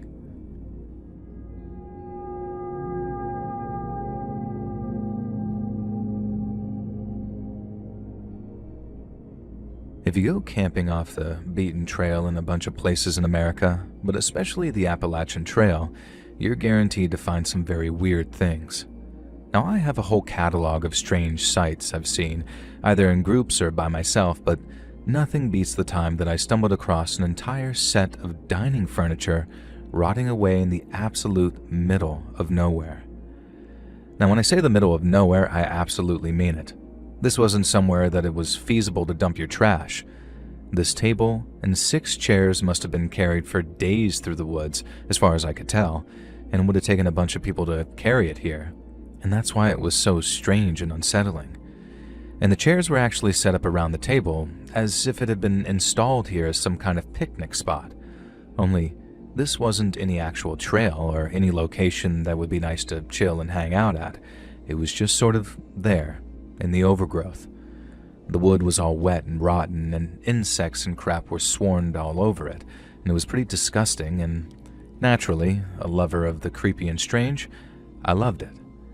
The dining set might not have been a good spot, but there was a clearing a few hundred yards away that offered a perfect camping site. I decided that this was as good a place as any to set up for the night, and so I pitched my tent and went about heating up some stew on my camp heater.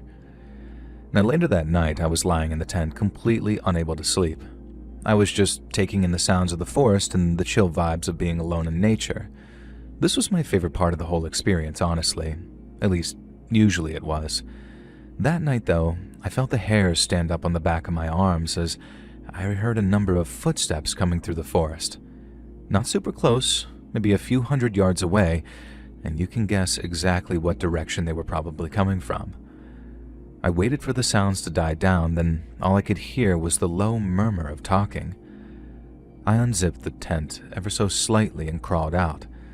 There was a faint light coming from the direction in which I'd seen the dining table, and so I got my singular binocular out and tried to watch.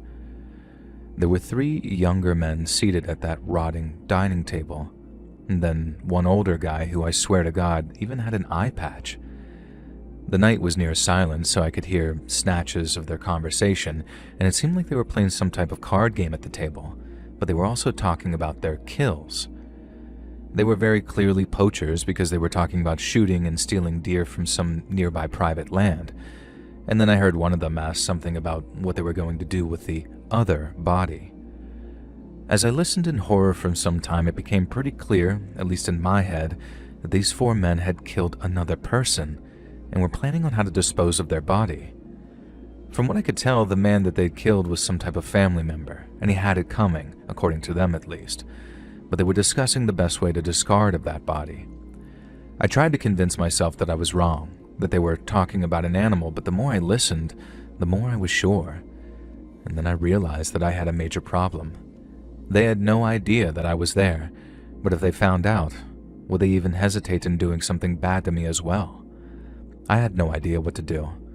I could stay silent and dark in the tent, or I could try crawling away to hide just in case.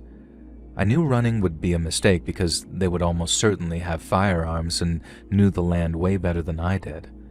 And my God, I'm so glad that I picked the option to crawl into a hiding place. I dragged myself out of my tent and sort of army crawled across the ground until I found an overhang ditch that I'd seen earlier in the day. I tucked myself in there and covered myself with some grass and bush, hoping that even if they saw my tent, they would probably overlook me. Well, they eventually did see my tent, and when they went to look and eventually decided that I must have abandoned my campsite, I was actually surprised at how quickly they gave up because, hot damn, the way they talked about things, I'm 100% certain that they would have ended me if they'd actually found me. But nonetheless, I stayed in that ditch for hours, long after the men had left, just lying in that hole, too scared to really even breathe or step out. I had to pee myself twice, I'm not ashamed to say it really, and eventually I gathered the courage to drag myself out of my hiding place and just hightail it out of there. As soon as I reached the car and could drive to a spot where I had cell reception, I phoned the police. Now, this was a few years ago, so finding cell reception wasn't easy, and I wasn't able to give the cops much. I didn't have a clear description of the men, and I wasn't able to pinpoint exactly where I'd seen them. They asked me to go into the local station, and I did, but they seemed more frustrated and annoyed with me than anything else. The cops promised that they'd let me know if they needed anything else from me, and I gave them my home phone number and email asking them to promise to give me any updates. Well, I never heard anything else. And in the years since then, I've scoured any sort of local news of that area in Appalachia for any news of a body being discovered. But here's the depressing thing. The answer isn't there was never a body found. Instead, bodies are found all the time out there. I have no idea if one of the many unidentified dead people who have been discovered in the years since were potentially the victim that I'd heard about. All I know is that it's very dangerous out there and you probably shouldn't go hiking alone like I used to. Now I know, you probably heard it in Zelda, but it is dangerous to go alone. Camp in groups, friends. Don't find yourself hiding all night in a ditch like I was.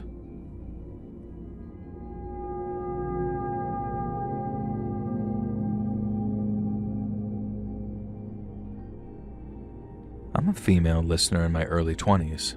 Before I start the story, I'll tell you all up front that I am safe, warm, and well these days. I have a long-term partner who I live with, and I'm no longer homeless or in any danger. That wasn't the case a few years ago, though. I was living rough, either sleeping out in the open in a sleeping bag, or for a while I had a small pop-up tent until it got all slashed up. I know some people prefer the term unhoused for when they were living rough, but not me. I know what I was. I was homeless. I did not have a home. I didn't have a community or a single safe place to stay. And it was hell. I hated it. I felt like I had to be constantly on the move, sometimes multiple times within the same night, and it was an extremely unsafe, unpleasant world for a young woman like me, and it's frankly a miracle that I managed to come out the other side of it relatively unscathed. Now, I genuinely do believe that it was a miracle, like someone was watching over me, and I had so many narrow misses and managed to scare off so many different predators. There was one incident that really stuck with me, though, and it was the closest I ever came to something terrible happening. It was the final day I got to spend with my pop-up tent. I didn't know that at the time, of course, but yeah. I was dog-tired because I'd been walking all day, so I set the tent up under what seemed to be a remote overpass. It felt like I was in the middle of nowhere, as I'd been walking kinda aimlessly for a while, I guess. Now, I'll admit I was floating on some kind of substance I won't name right now, and when you're living rough, you take whatever escape you can get. I always tried to keep things very grounded though, just enough to take the edge off. I had a little food squirreled away in the tote bag, so I allowed myself something to eat to lessen the gnawing hunger that I always seemed to feel. It was fall and fairly mild, but the weather was set to worsen soon. I was not excited about the prospect of spending another winter on the streets. I read a few magazines that I managed to find and a 3-day-old newspaper that I've been holding onto for warmth. The location that I picked seemed completely remote and isolated, and for the first time in days, I let myself drift off and drop my guard. Now, I woke up startled. There had been a loud sound from outside my tent, sort of like a bark or something. I heard it again and realized that it was a laugh, like a single, raspy laugh. And the laugh sounded like it was coming from someone very old. I could hear the telltale rattle of smokers' cough in their lungs as they laughed a third time. I had to make a decision: stay hidden in the tent and hope this guy moved on, or introduce myself and make it clear that I wasn't someone to mess with. I didn't actually have time to decide either way. Before I even had a chance to move, a very heavy body plunged onto the tent.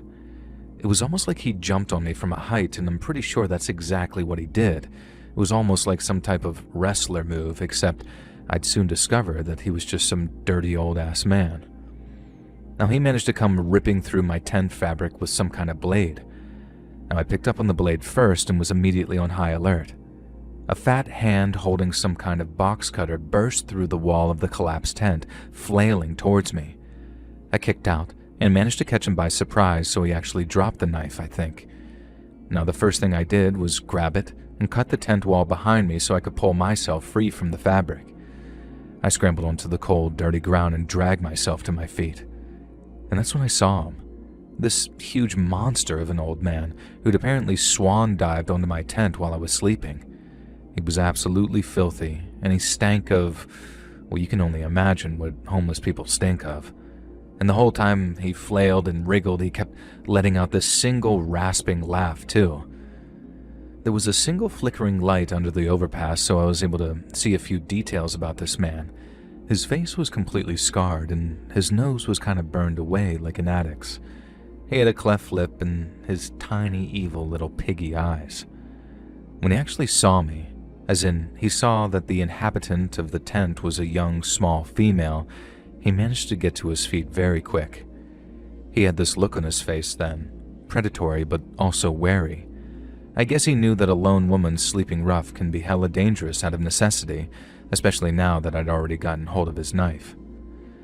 And because of the way he was looking, I assumed that he'd case me out and be careful. But no. Before I even had a chance to realize what he was doing, this huge, stinking man barreled into me, crashing across the ground and pinning me to the floor with his huge belly. Now, his knife went flying out of my hand and I immediately felt my heart sink. No time to dwell on that, though. His bulk was completely crushing me, and I could feel him pressing against me in ways I really obviously didn't want. And since I'd lost that blade to defend myself, I decided to just try and punch him repeatedly on the side of the head instead. His head seemed to be his weak spot, I think, and after a few hits, I even started to see a cut, dripping blood onto my own face, and that stinking old guy was just howling. Still laughing too, though, like he was extremely high on obviously something. He rolled off of me and I scrambled away. The dude was rolling back and forth on his back like some fat turtle, and it would have almost been funny if I hadn't been so terrified in that moment, my heart absolutely pounding. All of my worldly possessions were in that crushed, slashed tent, so I couldn't just run either. I had to grab up my tote bag first, and no way was I leaving everything for this a-hole. I quickly ran across the tent and fished out my bag out of that wreckage. And just as I thought that I was about to get away, I felt some hand grab me by the ankle. I slammed to the ground hard, and I later found out that I actually sprained my wrist pretty badly, which was kind of a miracle to think that that was the worst injury that I suffered from all of this attack. The guy pulled me towards him, muttering something I couldn't understand in the moment, and I don't even think it was English. He didn't seem to be American at all, but I have no idea what language he was even speaking. Maybe nothing coherent. His mouth seemed to be bleeding from me cutting into his frail skin, and one of his eyes was sort of leaking this disgusting yellow crap. He was an actual monster in my eyes at that time, and this was my worst nightmare, the kind of thing that I dreamed about at my lowest point. There was no way that I was letting my life end at the hands of this disgusting predator, and so I swung my bag hard, hit him again in the side of the face. He tumbles backwards, and I stomped down on his crotch with all of my strength, and then I just ran. And I didn't stop running until the sun was up, and I was back in a populated area. Now this was the wake-up call I needed to straighten my life out. Now I won't go through all the explanations on how I did that because that's the non-scary part. Thankfully I did though, and in the time that it took to finally get a bed to sleep in, I never encountered anyone else like that horrifying guy. This was only a few years ago. I wonder if he's still out there though. It's not like I went to the cops or anything, as that would have been totally out of the question for a person like me at the time. On the other hand, he looked like he was basically falling apart, so I'd be surprised if he'd survived much longer beyond that. Now maybe it's not very Christian of me, but I kinda hope he's dead.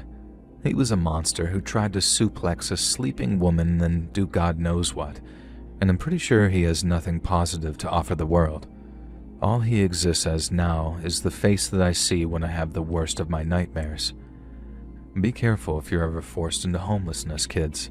Don't do drugs, as there are all sorts of horrors out there waiting.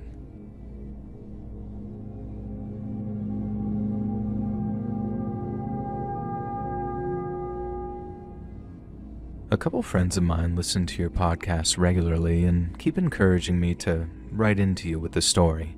Now hopefully you find it as creepy as I did, because even though it happened over 15 years ago, it feels like yesterday whenever I remember it. To this day, I still don't know if I should have done something more than I did, and whenever I tell the story, nobody can give me a decisive answer of what they think I should have done either. So maybe you or your listeners can shed some insight or open my eyes to a new perspective. It drives me mad thinking about what else I could have done to help the guy in question in the story. Maybe because it ended with me being so helpless and useless to him. Now for some background, when I was younger, I used to see myself as a bit of a wild explorer survivalist type. I had read all the books, seen all the shows, and kind of enjoyed having this air of rugged mystery to myself. I'm an extremely tall, broad fella, and combined with the sense of immortality you have in your early 20s, I felt pretty invincible. So all of this said, it's the reason why I spent a lot of my time camping by myself. One thing I'd say is that camping by yourself isn't actually the best idea. There's a whole bunch of things that can go wrong, especially if you're deep in the wilderness. If you need help, there's likely going to be nobody around to offer it, and if you come up against any adversity, man or nature, then more often than not, your body's going to be food for the crows, never to be found. Now, I've done my due diligence with warning you about the dangers. I can say that my years camping by myself were freaking awesome. There's nothing like braving it in nature all by yourself, knowing that your own survival relies solely on you and your decisions, and that one wrong step could send you spiraling to your doom, sometimes literally if you stumble off a cliff in the dark. Now, thankfully, I never managed to injure myself in that kind of way, which is a miracle when I look back at how reckless and stupid I could get. At the time, like I said, I enjoyed being a quiet, stoic man of mystery, so I didn't often recount my adventures to friends either. But when I did, they'd always scold me for being so irresponsible and tell me that one day I'd end up dead in a tree. Always in a tree too, according to one friend of mine who very much enjoyed the comforts of life. Not sure why he always assumed that I climbed into trees, but according to him, that's the way I was going to die. Maybe a leopard or something pulled me up there. I always laughed and brushed them off, and I don't think it really struck me at how correct they were until I found myself responsible for someone else's life. As much as I'd like to brag and tell you all about my death-defying exploits, it's this one final event towards the end of my camping days that really sticks with me. As I've said, I really focused on survival and isolation, so it was pretty rare for me to meet anyone else when I was out hiking. And so one day, 4 days into a planned 8-day hike, I was hella surprised when, almost out of nowhere, a guy came ambling into the clearing where I was setting up my tent. Immediately, I was on the defensive, being pretty much in the middle of nowhere and not having seen another living soul for days. And then, when I finally took in the guy's appearance, I felt more confused than defensive. Everything about this dude was wrong, at least in the middle of nowhere in the forest, that is. The main thing was that while I was decked out in full hiking gear, covered in mud and who knows what else, this guy was wearing what appeared to be a casual business suit. He looked like he'd just come strolling out of the office, at least in terms of what he was wearing. And the more I looked, though, the more disheveled I realized he was, and the more confused and scared he appeared to be. The first thing he said to me was to ask me where we were. I told him very gruffly and still in the defensive, and at first I wasn't sure that he'd heard me, because I have a tendency to sort of mumble and talk quietly. And then I realized his look of puzzlement was because he thought I was lying to him. We engaged in a bit more discussion, and I allowed myself to open up a little and accept that this dude wasn't out to kill me. I soon realized that he was very lost and unsure of himself. I kind of wondered if maybe he was drunk, but he also reminded me of when my great-grandma had suffered from dementia. There was this sort of glassy look in his eyes that disturbed me a little. Relaxing and deciding this guy wasn't a threat, I started being more gentle in how I spoke to him. I managed to coax the info out of him that he had no memory of how he'd woken up in the forest out here in the middle of nowhere, and the last thing he could remember was leaving work for about 4 days before. Either this guy had gone on the mother of all drinking binges, or he really was suffering some kind of severe head trauma. I tried asking if he could remember a blow to the head or anything like that, but he seemed completely unaware of anything that could have led him to where he is now. And let me just stress here for a moment, we really were out in the middle of nowhere. This wasn't somewhere that you could end up after wandering for an hour or so, or even for a day. And it really struck me how wild it was when the guy asked me for help in getting back to civilization, and we went over my map. Unless my wayfinding had somehow become way off, we were about 3 days from where I had left my vehicle in one direction, and about the same distance to the nearest town in the other. I figured that town must be where the guy had come from, and when I mentioned the name, his face actually brightened a little. He lived there with his girlfriend, he said, and he worked in the city during the week. Feeling kind of like an adventurer hero, I suggested to the guy that we camp out where I'd set up my tent so we could get some rest and warm some food up before we began the hike back to civilization the next day. It only struck me a bit later that I was inviting a stranger to watch over me while I slept. who could potentially be very dangerous whether knowingly or not. At the time, I didn't even really consider the ramifications of this, and like I said, I was young and reckless and arrogant. Thankfully, when I woke up the next day, the business suit guy hadn't murdered me in my sleep. He was in fact snoring in an extremely deep sleep, cramped up next to me in my one-man tent. I somehow managed to slip out without waking him and wash myself up, and then went about planning our most optimal route. I figured that I'd let this business guy sleep as long as he needed. We could even set out a day later if we had to, and I had enough provisions for probably at this point a year of survival, and the guy seemed to be in perfect physical health. Mentally, I wasn't sure, but I was confident that I could handle or wrangle this rogue businessman. But I prayed that he was just on something rather than suffering from head trauma or dementia. And after he'd woken up for the morning, it became clear that unfortunately this guy was suffering from some kind of mental issue though. He'd frequently drift off while talking to me, and his memory of lost events didn't seem to be any better than the previous night. Occasionally, I'd catch him looking at me in some strange way, almost hungrily or dangerously.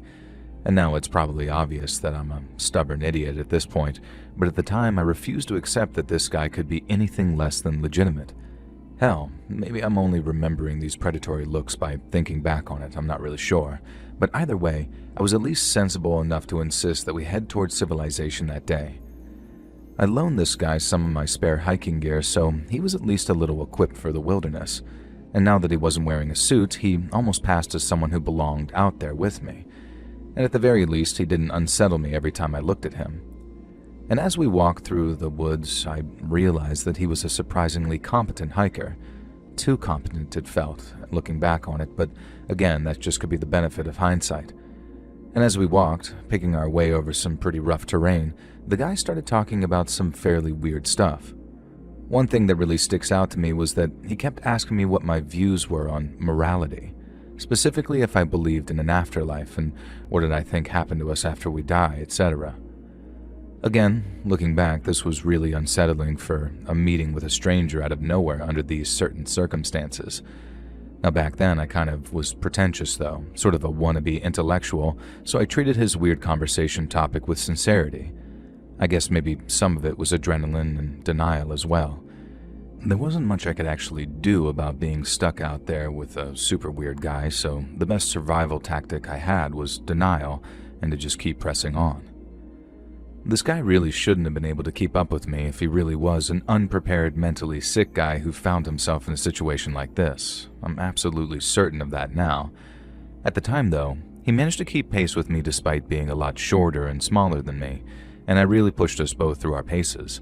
I should add, too, that the guy looked to be maybe late 30s, early 40s, and I was in my early 20s, so I guess there was a degree of wanting to impress my elders. And there was also the fact of being unaware of just how much difference that age gap should have made to his overall fitness if he was unprepared. After a day's hard hiking, I found a clearing that I previously camped in by myself and told the guy that we'd set the tent up here to take a break for the night. It was by a small creek, so it was a nice camping spot that I used a few times, and we both enjoyed a refreshing wash in the creek, and I settled in to share some rations with him. I hoped that by talking to the guy that I might be able to shake his memory loose, but all I got were these stories about his day job. Most of them sounded kind of made up, like he'd taken them from books or TV shows, but there was nothing I could prove to be a clear lie. The next day, after somehow surviving a second night sleeping next to this dude, we began again. Now I call this second day Predator Day, and thankfully not because business guy revealed himself as a predator, but because he became convinced that we were being stalked by one.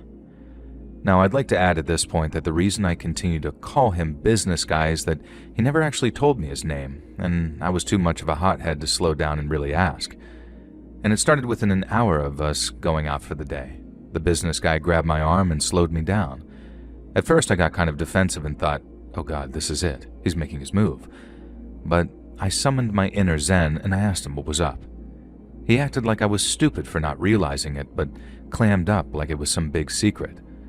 And then when I coaxed it out of him, he leaned in and whispered to me in a very exaggerated way to say that we were being followed. I told him we definitely weren't, that I'd trained myself to detect if I was being followed, I know I was kind of pretentious. I told you this already, but business guy sort of sneered at this and made as if he was going to say something smartass and then just didn't. Now looking back now, I'm convinced that he was going to say that I hadn't noticed him following me previously, but I can't be sure. I managed to convince him that we weren't being followed and to keep up the pace. About an hour later, he grabbed my arm again though and said something about how he was certain now we were definitely being stalked. Again, I told him we weren't, and I genuinely don't think we were. I asked him if he thought it was a person or a creature, and he said he wasn't sure. He said maybe it was a bear or a mountain lion, and I explained to him that neither of those animals were most likely going to be in this area, and that I definitely wouldn't be camping alone in an area with those kinds of things. Now the business guy sort of jeered at this as well, as if he knew better than me, and I reminded myself that this guy wasn't well mentally and I was just supposed to be helping him escape. Now some more time passed and the guy started really freaking out now. He was yelling for our stalker to come out and face us. He started shouting that we had a gun and weren't afraid to use it. Now as it happens, I did have a gun, a small pistol for protection, but I'd made sure not to reveal that to this guy at any point, just in case. I wanted at least one piece of protection for if things went south. At this stage, I was fairly certain that they were about to go south too with all the screaming that this guy was doing. He acted so convinced and certain that we were being stalked that it started making me paranoid as well. And suddenly every movement was a threat. Every noise was an animal creeping up on us. Sure, bears and cougars weren't super common in this area at all, but that didn't mean that there couldn't be a stray killer animal out of its natural habitat, right? And at one point, I just about had a heart attack when a rabbit went dashing past us, disturbed by this business guy's yells. Now, I successfully managed to coax him into calming down and following me again, but this is where the guy starts to unravel. At the time, I assumed it was fatigue or illness affecting him, but sometimes when I play it back, I wonder if it was kind of a hunger. If this guy was planning on doing something terrible to me, and I stress that to this day I still don't know for sure, then maybe the itch to do it was getting under his skin.